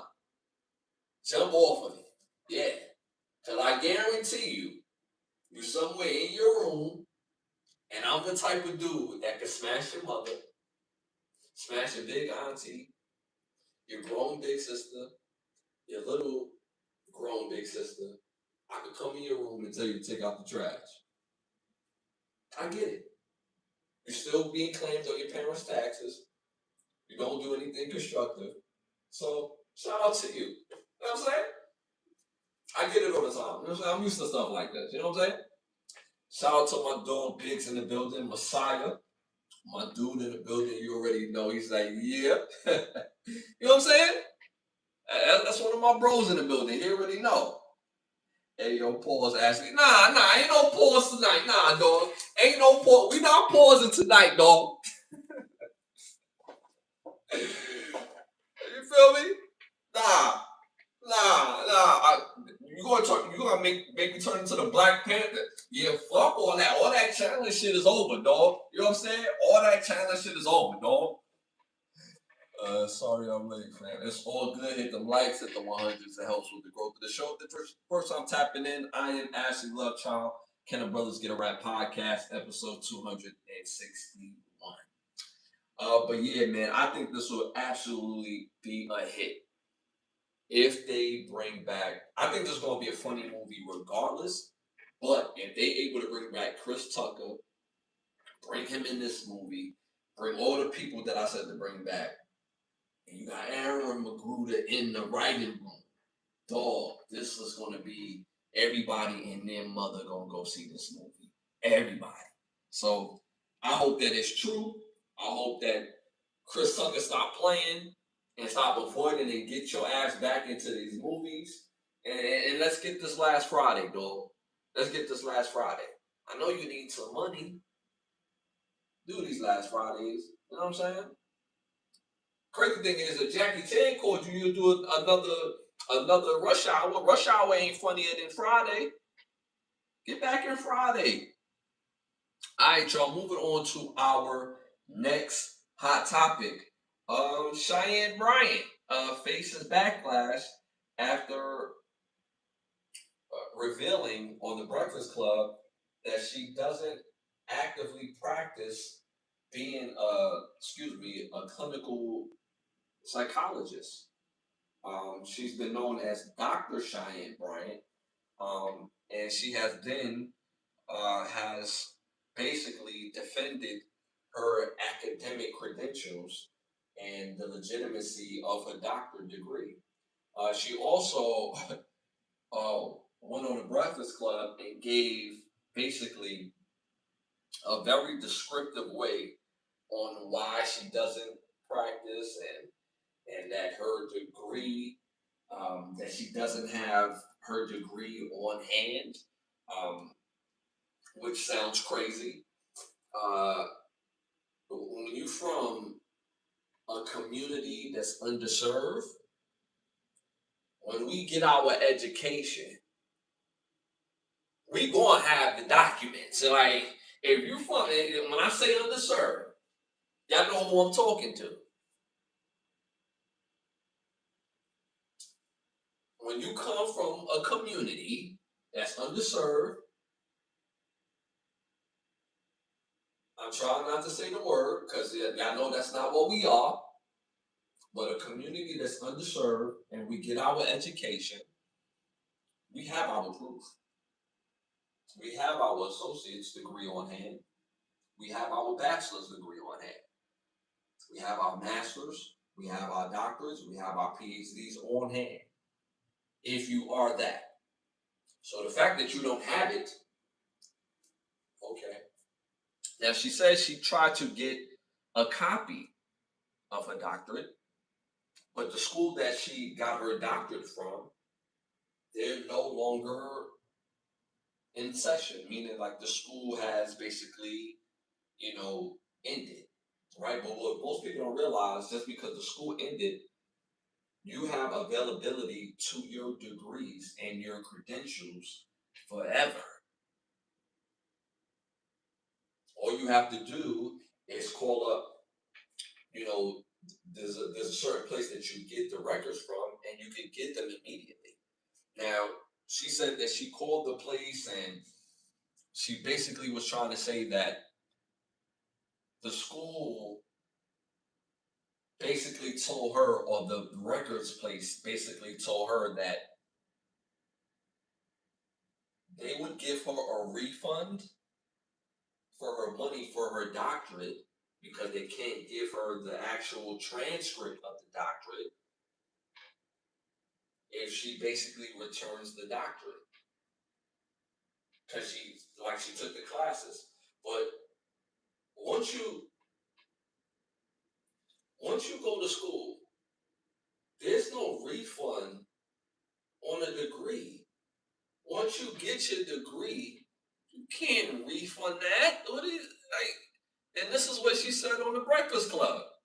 They basically told her, "Yo, we could refund you your money, but you're gonna basically all those classes you took. Hey, we're gonna have to run those over. It don't work like that. I took the class, I passed. Yo, run me. It's simple. If I pass, or excuse me, I graduated. I completed what I needed to complete to achieve these degrees.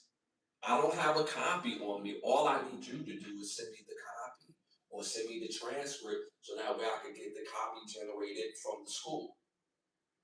They do that. And because you have it and you completed said classes, regardless if the school is still in service, there's a service that you go to still get it. And these are the people that she told her, said is basically what they told her. So now She's basically defending her credentials, and people are in an uproar. So now they're not calling her Dr. Cheyenne Bryant. They're calling her Cheyenne Bryant because that's what she really is if you can't prove your credentials. I don't know anybody that's from my culture. When we achieve something, we don't have proof, especially in education. Education,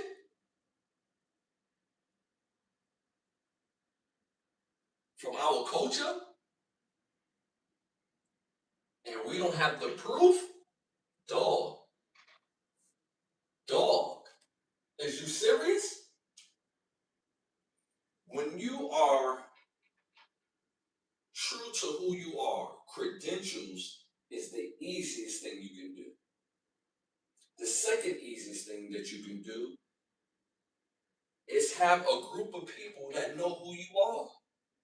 Meaning, you have a group of peers that participate in your field that know who you are, that know what you do. Hey, you want a second opinion or based on what I do? Okay, cool. Here's a list of people that you can call. When you go to a lawyer's office, right? A true esquire, somebody that actually does law in the courtroom, a true esquire. When things don't work out with them, hey, you can go to such and such esquire who does basically what I do. You have colleagues. When you go to the dentist and you don't like what you get out of the dentist or whatever, you have colleagues or other places that they could go to that fits their financial budget. You have colleagues. Where's the colleagues? These are easy things that you can prove. So she's facing serious backlash regarding this. And at the end of the day, I don't blame the people. She's at she's using the word doctor. She's using the word doctor because supposedly she got her doctorate. When people hear when people hear doctor, and she said that she used to practice under somebody. So that means you was dealing with clients.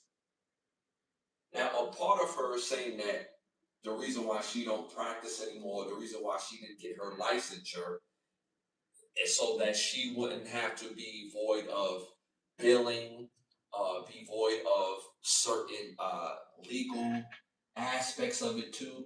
But the licensure helps you protect yourself and protect your clients. Again, this right here is screaming, I'm trying to get my hustle on. And that's cool. And I think that's what most of the people are saying is that if you're trying to get your hustle on, Cheyenne Bryant, cool. But let it be known. She's a life coach. She's a life coach. And to be a life coach, hey man, if you've been through some things, you can give people advice, but she doesn't give advice for advice sake, right? She tries to back up her advice with expertise. You don't have expertise if you can't prove your credentials.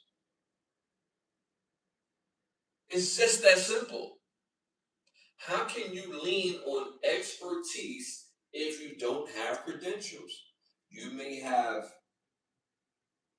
life experience. Based on your life experience, I advise you to do this based on my life experience and based on what you're telling me.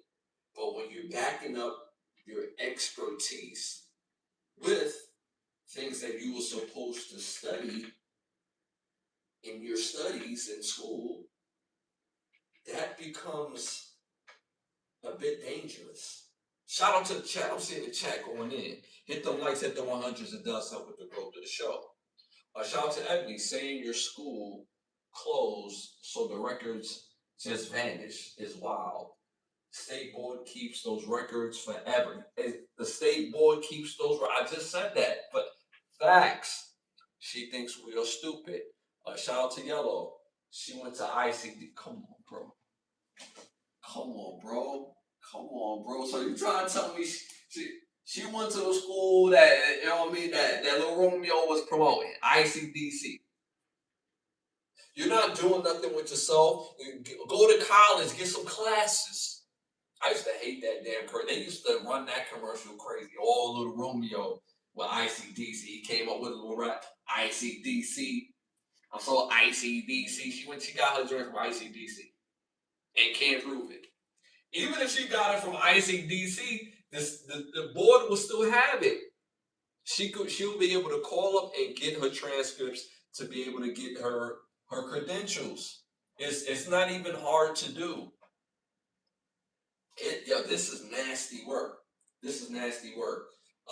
She's a life coach, in my opinion, as well. But she trademarked the name. So basically, Dr. Cheyenne Bryant is her stage name.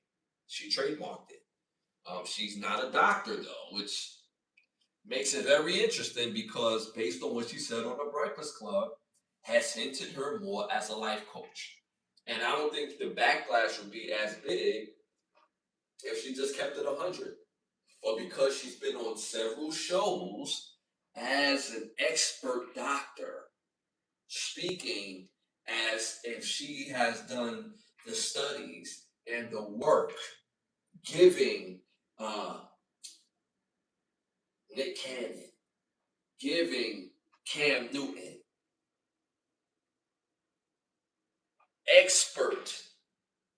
Now it turns into advice opposed to expert studies based on my studies. You're creating breaking homes based on my studies. When basically she was just giving a damn opinion, which her opinion is not logic based and is feeling based. So being a life coach and you're promoting yourself being a doctor is disingenuous because you're not a doctor. And again, I don't have no, like, I don't win anything for speaking on this, but when can we ever be honest and just speak the truth and let the truth be the truth? It's just quite funny to me that with certain people, we make exceptions for certain people when they give us the bullshit excuses. We make exceptions. Oh, but you turn somebody, how you turn somebody down when you calling them on their bullshit? And it's their bullshit. We didn't ask for this. She volunteered all the information that we get that we received. She volunteered all this. Where's your colleagues? Where's your credentials? Where's your dissertation? When you get your doctorate, you have to write some sort of dissertation, and they have these things for, like, these things just don't go away. These are the things that help you get your doctorate degree. Is your dissertation. Can't find that. Damn. So you lived in Louisiana, huh? You was a part of Katrina, huh? You just can't find nothing. Everything gone. Nobody can vouch for you. The doctor that you work under can't vouch for you. No colleagues anywhere. Nobody that you could refer, like nobody could really refer you. You can't even be referred for real.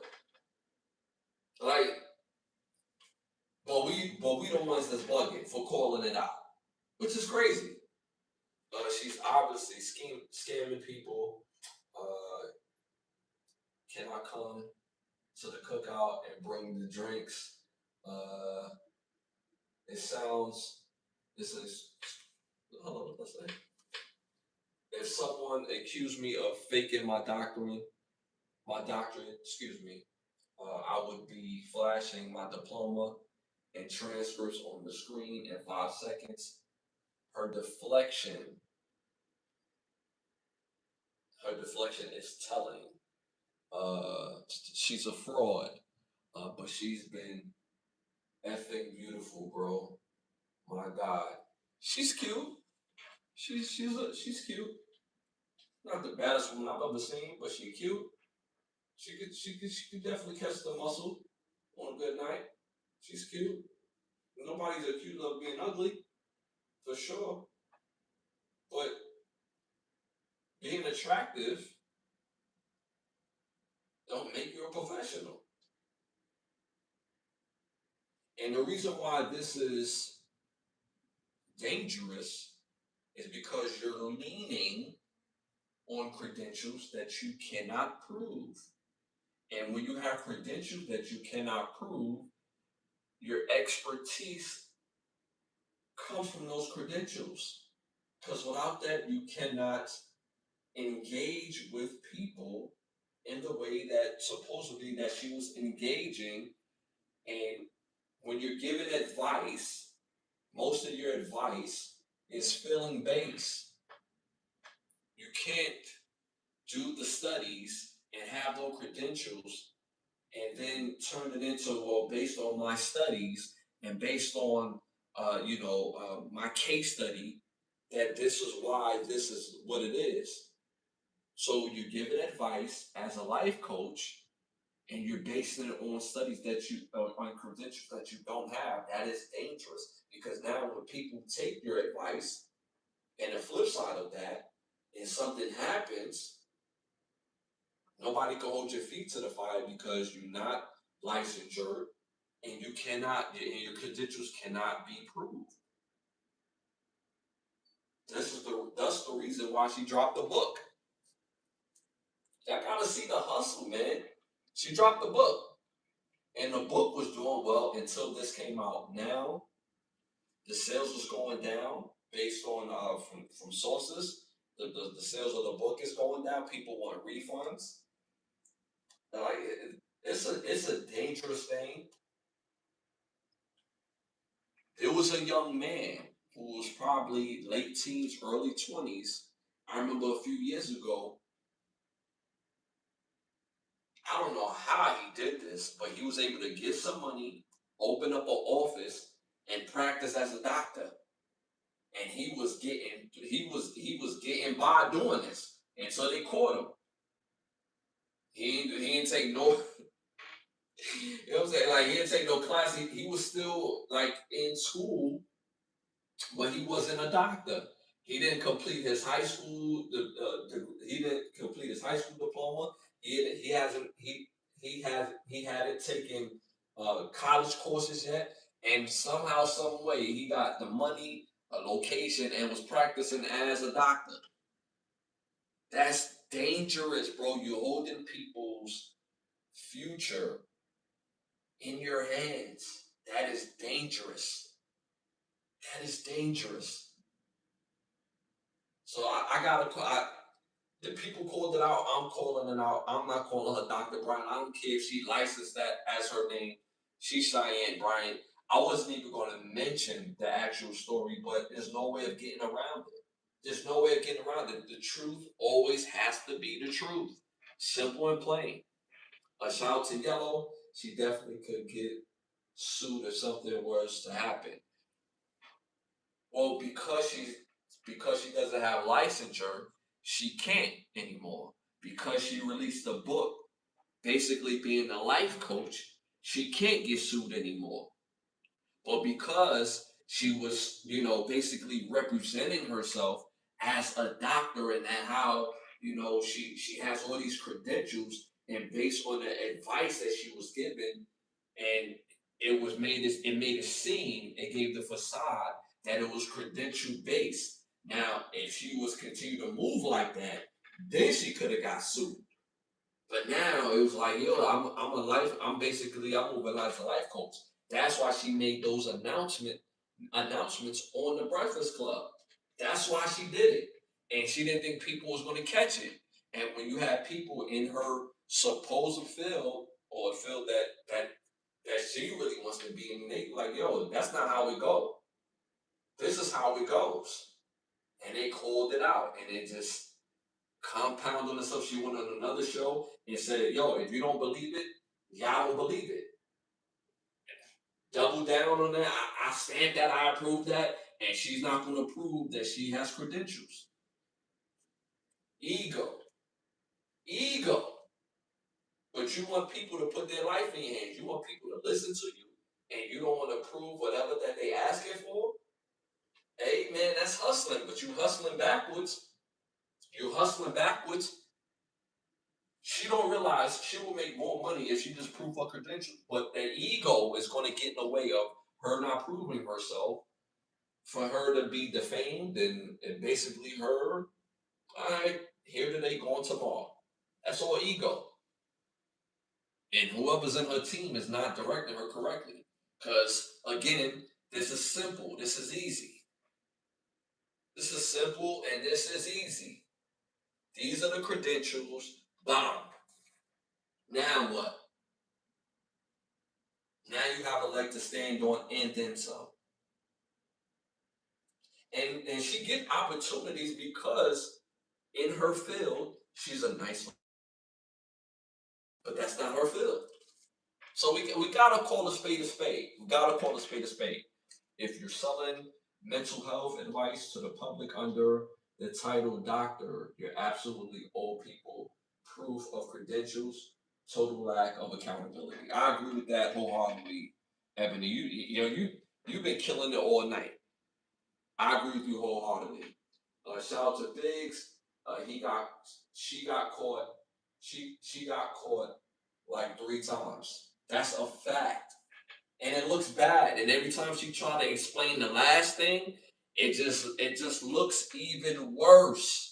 It looks even worse. This doesn't do her any type of justice.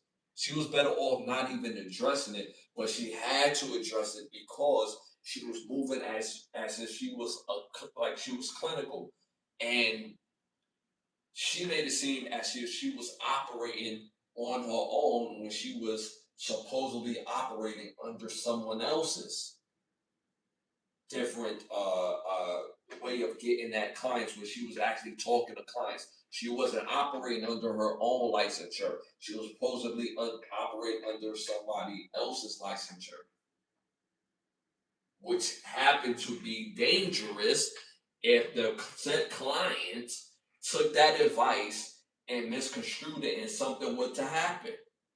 So now she has to cover herself while she revealed it on the Breakfast Club. That isn't considered malpractice. She covered her tracks, I guess.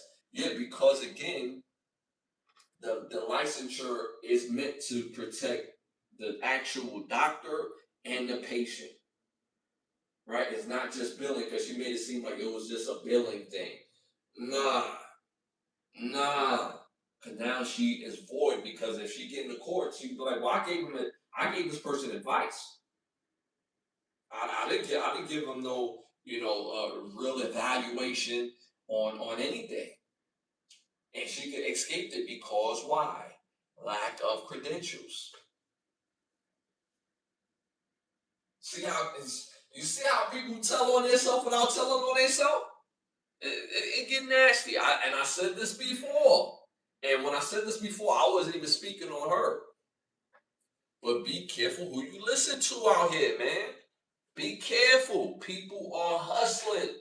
They not speaking from the. A lot of people is not speaking for the betterment of the people. A lot of people not doing that, yo. Like, they out here hustling.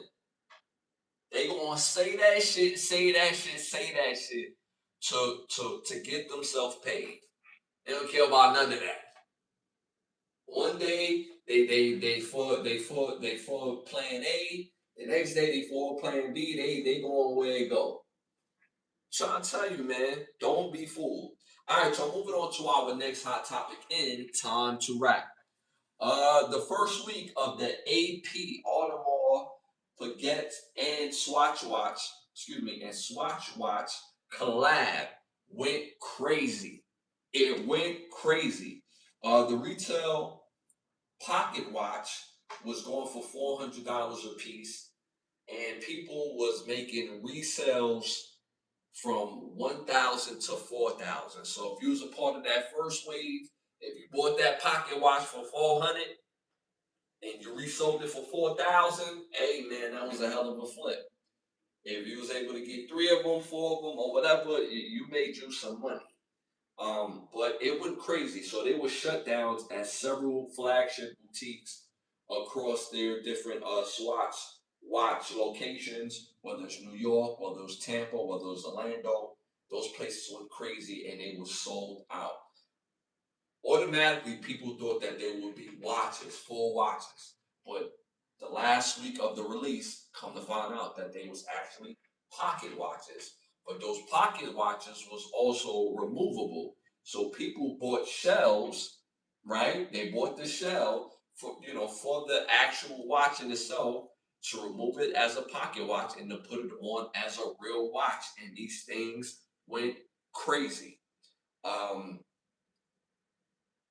Man, outside of the money aspect, outside of the resale aspect of it, I thought it was kind of funny because at first, most people thought that this would be like a limited edition type of thing, and it's not. They're going to refuel and they're going to basically put those, they're going to restock those orders and restock the shelves. Now, what they did not do, they did not take orders, I should say. If they have it, you get it. That's just how they operate it. If they have it, you gonna get you one. You can't order it ahead of time. If they have it, you're gonna get it. So they're gonna refuel and restock on these things.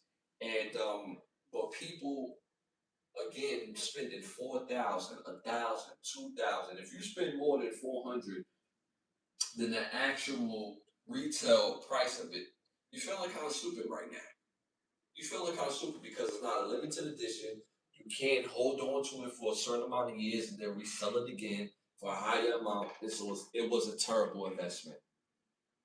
And smartly, might I add, AP or Swatch Watch, they didn't confirm whether it would be a limited edition or not. They didn't confirm it because the way they was marketing it, they made it seem as if it was, but there was no real language to say that it wasn't. So at the end of the day, they played it very smart. They made it so exclusive in a sense where everybody can get one, right? Some people say, "How is everybody can get one exclusive? How is that even in the same thing?" Easily, right? They made it so that it's obtainable for everybody, but you had to be first come, first serve. So if you got it, you got it. Same thing with buying new Jordans, right? It's for everybody, but first come, first serve. Same thing. But now they came out and say, hey, we're gonna restock. And that was a bad investment altogether. So I would love to know what y'all think about this in the chat. Uh Shout out to Ebony. Ashley, this collab is straight fire, but uh luck actually getting luck actually getting one without risking your life in those Swatch Watch stores lines. Yeah, if y'all seen the videos, there was a couple videos that went viral. It was police presence at each Swatch Watch location. Police presence. Yeah, it was serious. In New York, it was serious. In Tampa, I should say, it was serious. The Orlando location, it was serious. It was serious. People wanted those pocket watches. They wanted those pocket watches. And again, when they first announced it, they thought it was going to be watches. And the last week, before they actually did the release, they said, nope, it's not going to be watches, it's going to be pocket watches. And people still bought those out like crazy. I thought when they said it was going to be pocket watches, I thought that was immediately going to kind of kill it. But no, people went in and still showed up and showed out and bought those things. You had celebrities out here talk about, oh, they don't think AP is exclusive anymore because they made it available for common people. There's some of the celebrities that said that was super idiotic for saying that. Like, just as if people, when you have a house, right? You buy a house, right? Each like houses are different, right? It'll make you less exclusive. If you buy a $2 million home, it don't make your $2 million home less exclusive if somebody got a home in your area that's 500,000. Doesn't make it more. It doesn't make your home less exclusive. It makes your home stand out more. When you go into a neighborhood that have nice houses, you got like the nice houses. There's always going to be a house that's still nice, but it's not as nice as that one though. But it doesn't bring the value down because when you don't live in that neighborhood and you're just driving by and seeing all the houses is nice. So it was like an idiotic thing to say when I've heard some of the celebrities say stupid stuff like that. Like it was just crazy hearing that. Shout out to Ebony. The AP Swatch Watch is absolute fire. Rest in peace to the resale market, though. It's a wrap for that resale market. The resale market, because again, they're gonna restock it. If it was exclusive, then some people could finesse it, resell it and continue to take it to the highest. And the fact that they created a shell for the watch in itself, it was gonna get crazy. It was going to get absolutely bonkers. Shout out to Ebony. History in the making. I don't care what the purists say. Yeah, I mean, at the end of the day, like, it is what it is. It was history in the making. And if they decided to make watches, the actual watches, it would, oh my God. Because at first, from what I've seen online, these collabos were supposed to be one colors, right? It was supposed to be one color, rubber, the rubber swatch watch with the AP face and the makeup of the face, right? But it was supposed to be basically rubber. And they look nice. They was all one colors. You could get you a red one, a purple one, a yellow one. And if they actually would have brought that out, it would have been pandemonium. It would have been even crazier. It would have been even crazier. So I'm not surprised that it still had the output that it did. All right, so moving on to our next hot topic in time to wrap. Byron Allen, billionaire Byron Allen, has acquired BuzzFeed, also 11% of Stars and Huffington Post. Let me know what y'all think about that in the chat. Again, billionaire Byron Allen has acquired BuzzFeed, 11% of Stars, and Huffington Post. Let me know what y'all think about that in the chat. Again, let me know what y'all think about that in the chat. I seen him on the interview, and he said that if you're chasing us, excuse me, if you're chasing us, we should own it. That quote alone, I'm sorry, yeah, so basically that's what he said. If you're chasing us, we should own it. So basically what he's saying, we should have a place at the table if we consume, uh, basically, we're the consumers, basically our community, right? We are the culture, right? We should have a place at the table of what the entertainment is and what is conveys. So me personally, I like the fact that he has 11%, which is the second highest, if I'm not mistaken, majority share of that actual percentage of stars. He actually wanted to acquire a higher percentage of stars, if not all of it. But he was blocked on that regard thus far, and he's going to continue to try to get the majority share of stars. Um, I love this fact mainly because I'm guessing and hoping, outside of what he said on why he did it, I'm hoping that he has an agenda ahead. The agenda for me is having us at the seat of the table of controlling our narrative when it comes to art, showing different variations of the culture. It's not just one thing. It's not just drug dealers. It's not just athletes. It's experiences of the diaspora of the culture. And we get to show that in the movies, in documentaries, in shows. So I'm hoping it comes with that particular agenda. I remember there was a point in time when I was a little kid coming up, and BET used to give me a feeling like no other. They had great shows, and it was a balance. We had comedy, we had sports, we had news, we had music, we had entertainment. We had it all, and it came from a place of the excellence of our culture.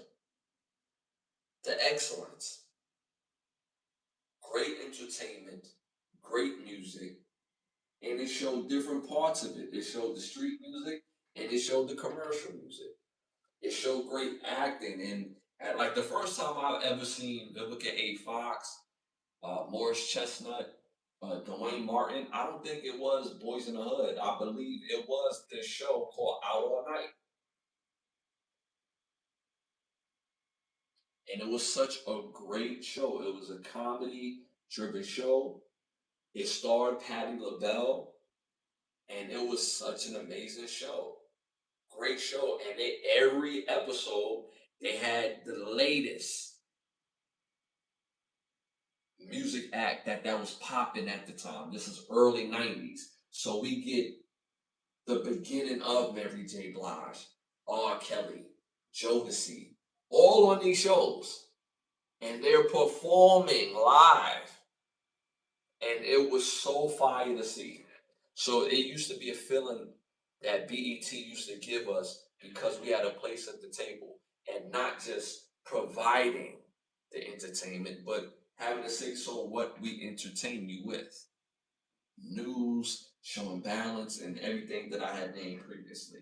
So I love that for that aspect because I hope that it would be agenda based and it shows our different variations of our culture.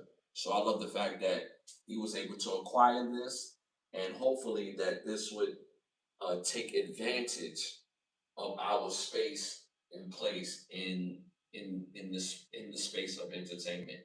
Byron Allen is showing the difference between being a celebrity who signs checks and being a mogul who owns the infrastructure. This is real power. I absolutely agree with that. That is a fact. That is a fact. I absolutely agree with that. Shout out to Ebony. Uh, while everyone else is fighting for a Netflix deal, Byron Allen is quietly buying up the actual networks and publicly traded stocks. That's how you shift the culture. I completely agree. I completely agree. I don't want to regurgitate. I think I hit the nail on the head. It's at the end of the day, it's not enough that we are a part of providing the foolishness. There has to be a balance of showing excellence in all parts of our culture, entertainment, sports, everything, social commentary. We need a space and place where it comes from our perspective and not have mainstream media control what we think and what we believe that's important. That's one of the things about our culture that we need to be better at. Stop letting people from outside of the culture tell us who's important. We tell you who's important from our culture. We're going to praise who we want to praise from our culture. And the beautiful thing is, it's all necessary. It's all balanced. And it should be balanced out. And what do that mean? In order to appreciate, I don't want to call names, but in order to appreciate certain things, you need to see the good and the bad in everything.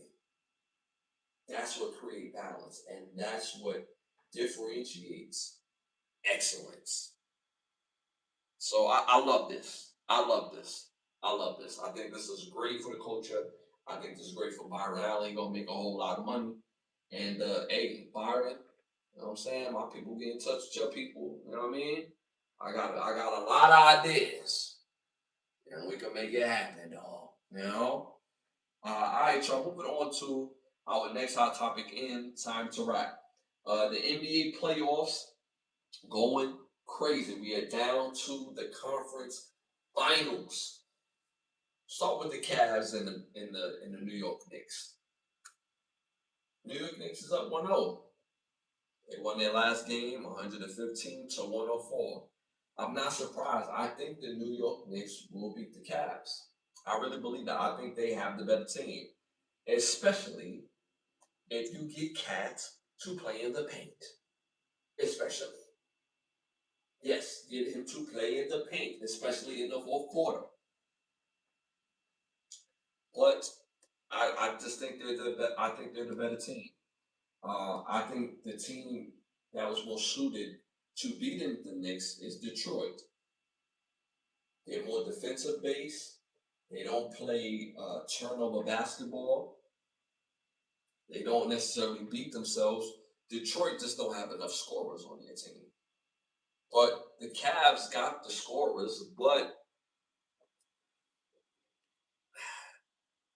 Donovan and James Harden have a history of coming up short in the playoffs.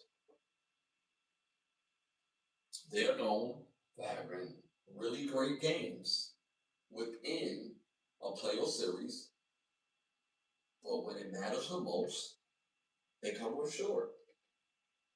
That's not personal. That's what's been the history of how they played. It's been the history of how they played. They've always come up short. When you look at the style of the Cavs and the Knicks got them. They can't do anything with Brunson. They have to, I don't want to say they have to hide Cat, but Cat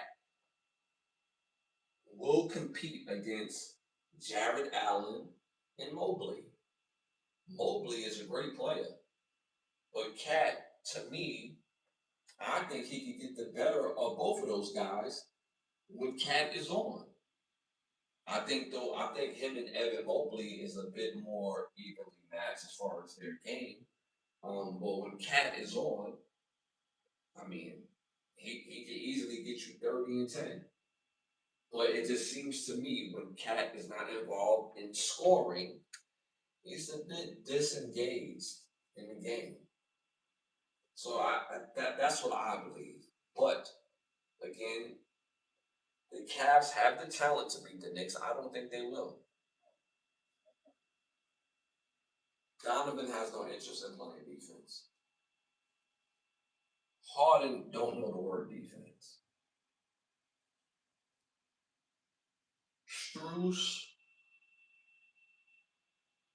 Stroda, I mean, those guys could compete defensively, but they're not defenders. Your only two real defenders on the team is Jared, or guys that get minutes, I should say, is Jared and Mobley. And I would say Levert, he competes, but he's not a defender as well. So I think the Knicks will get him up out of there. They're up 1-0 right now, and I think they'll ultimately win this series. This next series though, it's popping. The Thunder the Thunder and the Spurs. I think the winner of this series is going to win the finals. I don't care if this series goes to Game 7. These two teams are the best teams that I've seen this year. They have enough players who are interchangeable, guard or wing players, and bigs who are mobile. They have enough to win it all. Wemby, I remember when Wemby was a rookie.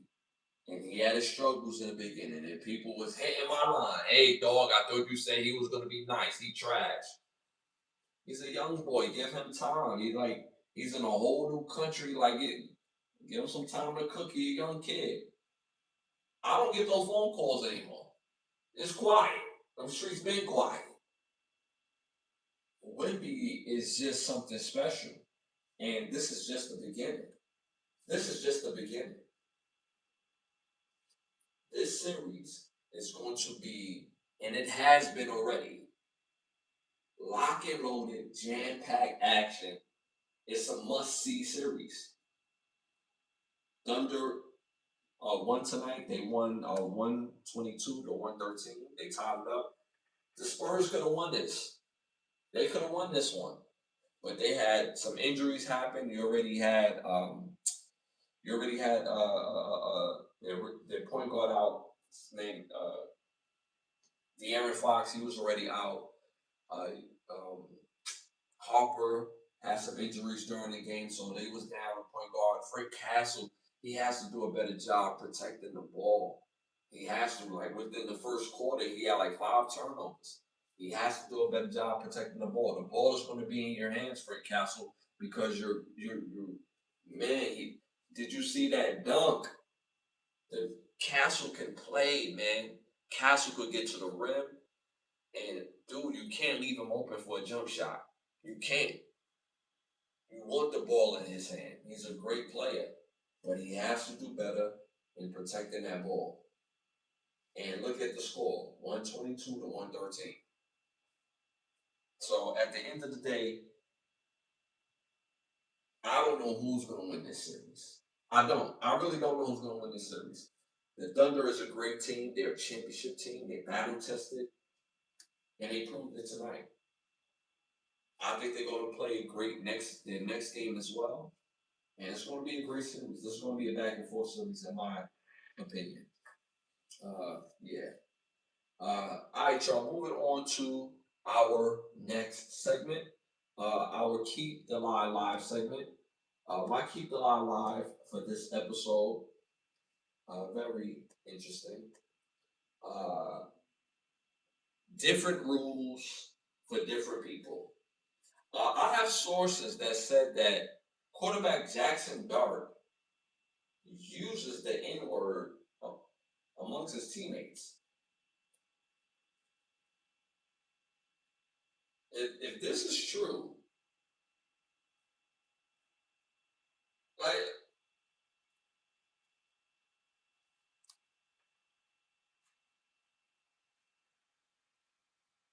is this where we at with it in sports?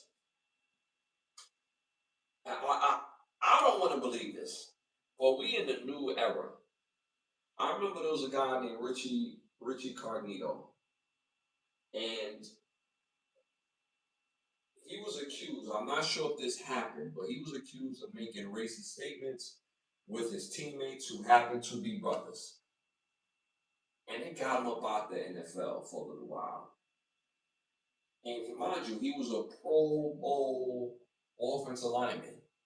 I believe he was an all-pro offensive lineman, if I'm not mistaken, but he was really good. He was the type of offensive lineman, you got him on your team, it would change the trajectory of your team, especially that offensive line. And supposedly, obviously, he was held accountable because he was released. His contract wasn't the same after that. His career wasn't the same as far as the money aspect of it, but he was accused of it, and I'm not sure if it happened or not. But at that time, in those 2000s era, we not having that. We cannot live in an era that's so dejected where you let your quarterback who's not from the culture use the N-word amongst teammates. Like, where they do that at? Where's the respect, Jackson Dart? How's that respectful? I played football all of my life, basketball all of my life. I boxed in the early part of my career, but I played football and basketball all the way through college. And none of my teammates who happened to be white ever felt comfortable saying nigga, period. I've said this on the show before when I speak about racism. I have friends that happen to be white. If you said nigger or called me a nigger in front of them, they will punch you in the face. And we have this thing amongst our culture that we have to put belt to ass. Just because something is for us, it's not excludable for everybody else. And when it comes to our culture, we're the only culture where other people try to dictate to us what is acceptable and what is not. We are telling you what is acceptable. And some people say there's a difference between the hard ER and the A. There's no fucking difference. I don't care if you say it in celebratory manner, joking manner. Don't use nigga around me if you're not from the culture. And what that means is if you're not a brother, you cannot say the word. Period. I don't care if you hear me say it 1,000 times. If you hear somebody else say it 1,000 times, that is not your word to say. Period. And because I say it, don't give you access to say it. You can't tell me that if you don't say it, then I don't say it. That's bullshit.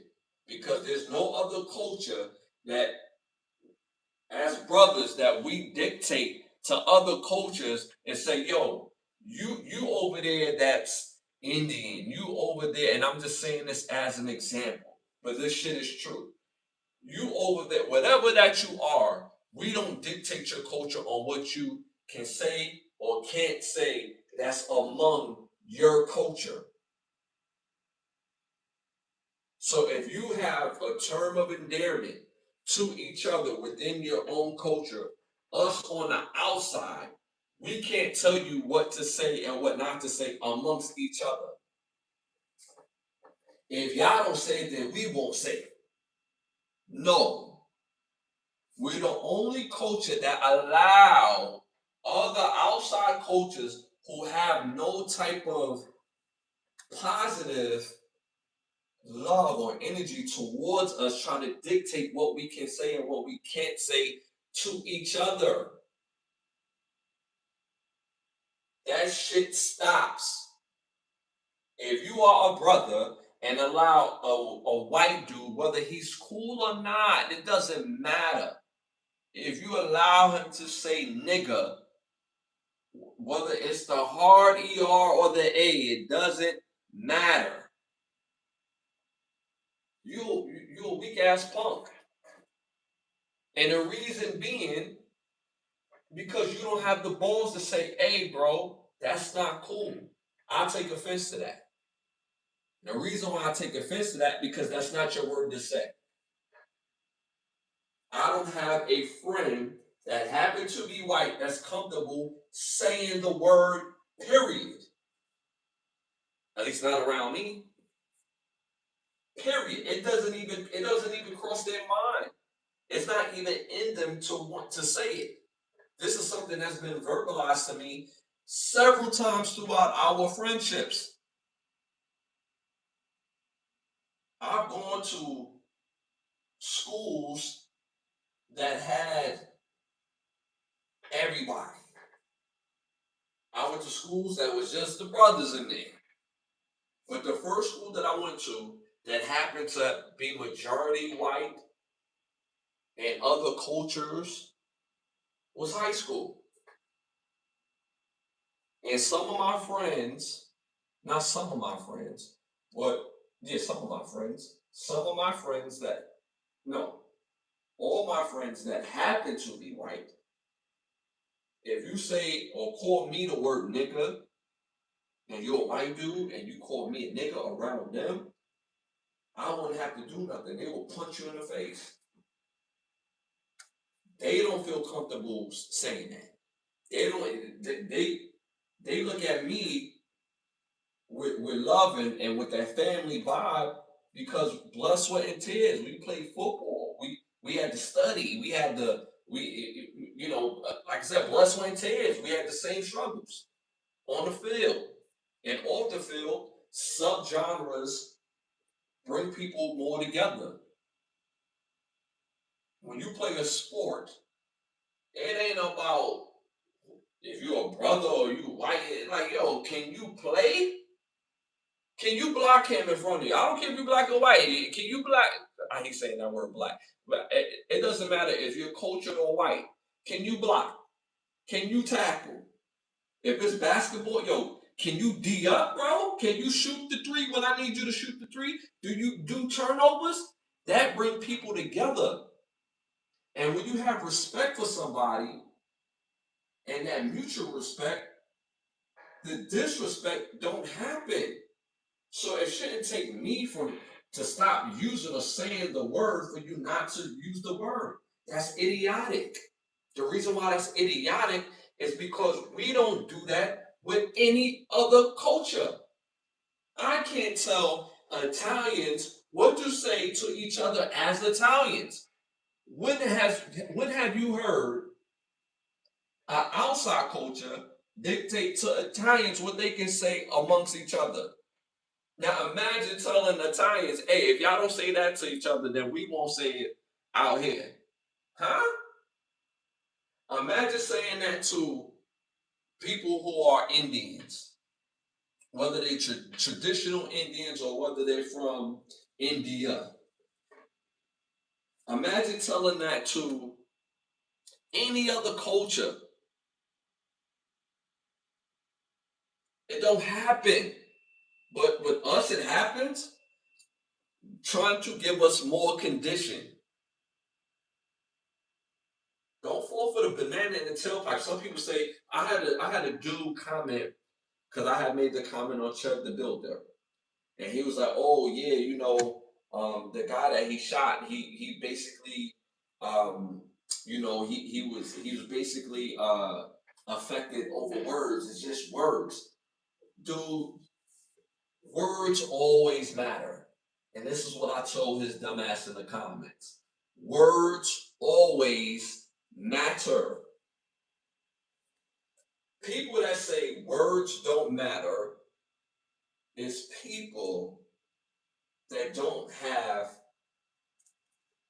the strength to speak on it. And they don't speak on it, it's because they're fearful. Understand this: fear is the mother of all destruction. Having fear.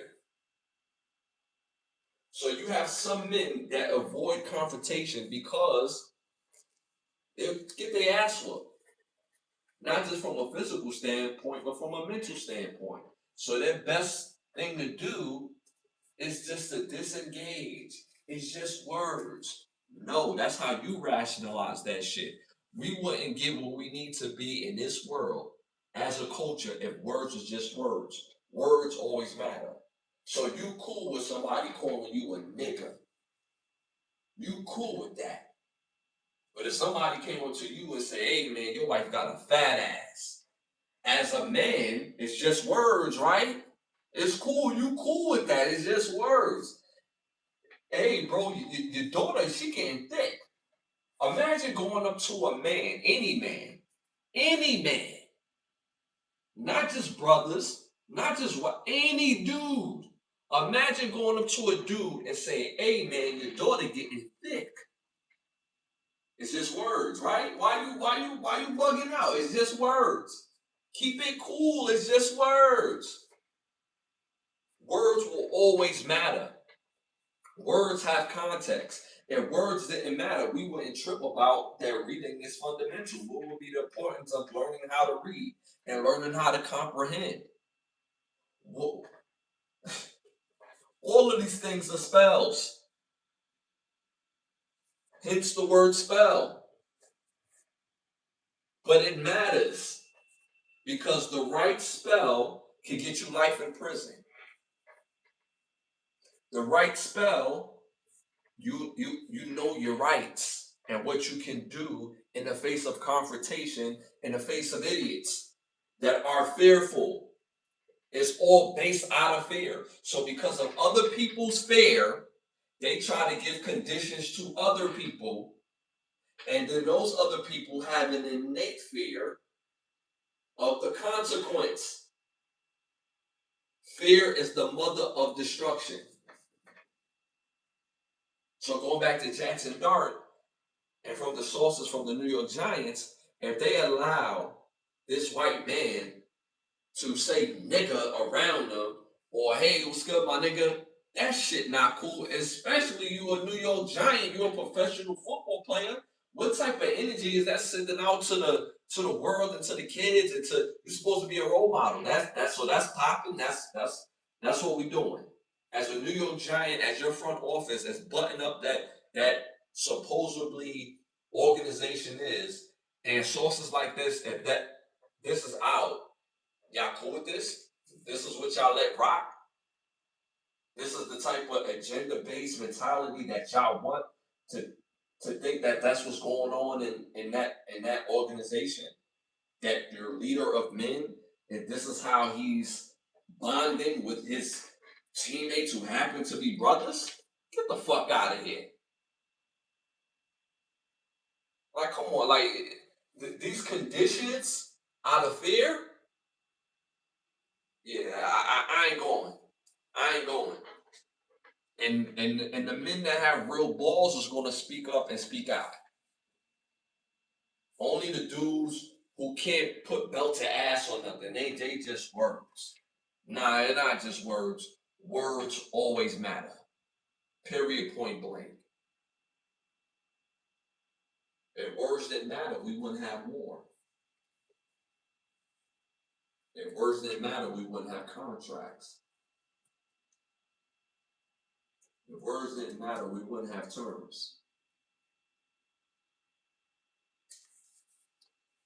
That's my Keep the Lie Live for this episode, man. Y'all been absolutely amazing.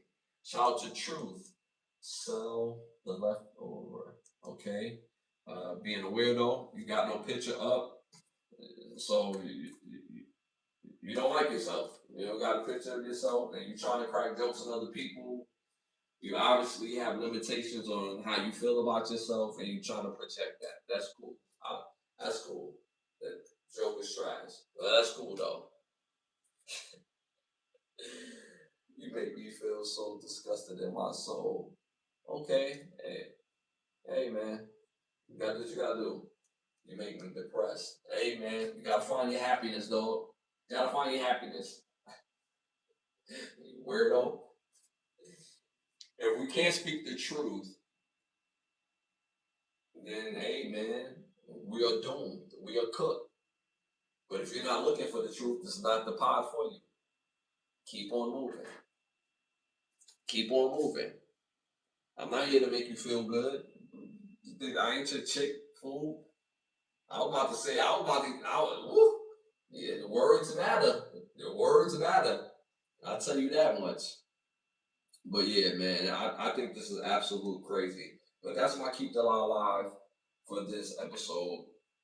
Again, this is episode 261, man. I appreciate y'all for tuning in and tapping in. If it's your first time tapping in, I am Ashley Lovechild. Can the Brothers Get a Right podcast? Again, I'm on every Wednesday, every Sunday at 10:30, man. Thank y'all for the love. We're on the road to 20,000 subscribers. We just got over 13,000. So again, continue to like, subscribe, share, hit that all notification bell. It does help with the growth of the show. Continue to engage. I drop videos daily, so continue to engage. I've been seeing y'all comments, and I've been engaging with y'all back, especially if your comments are sensible and it makes sense. If you said something stupid and you just looking for clickbait, I wasn't giving you too much of that any type of energy, like for real, because I see what you're trying to do. Shout out to Ebony. If his teammates are generally cool with it, the locker room has completely has a completely different dynamic than any other team I've ever seen. You're talking about Jackson Dart. Talking about Jackson Dart. Yeah, using saying nigga amongst the team, whether it's celebratory, whether it's in conversation, whether it's in text, that shit is whack. That shit, the fact that he think it's cool is whack. But hey man, I'm gonna speak out against that shit. I don't find it cool at all. That's it. And these are sources that said that this is what's been going on. I don't find that cool at all, to be honest with you.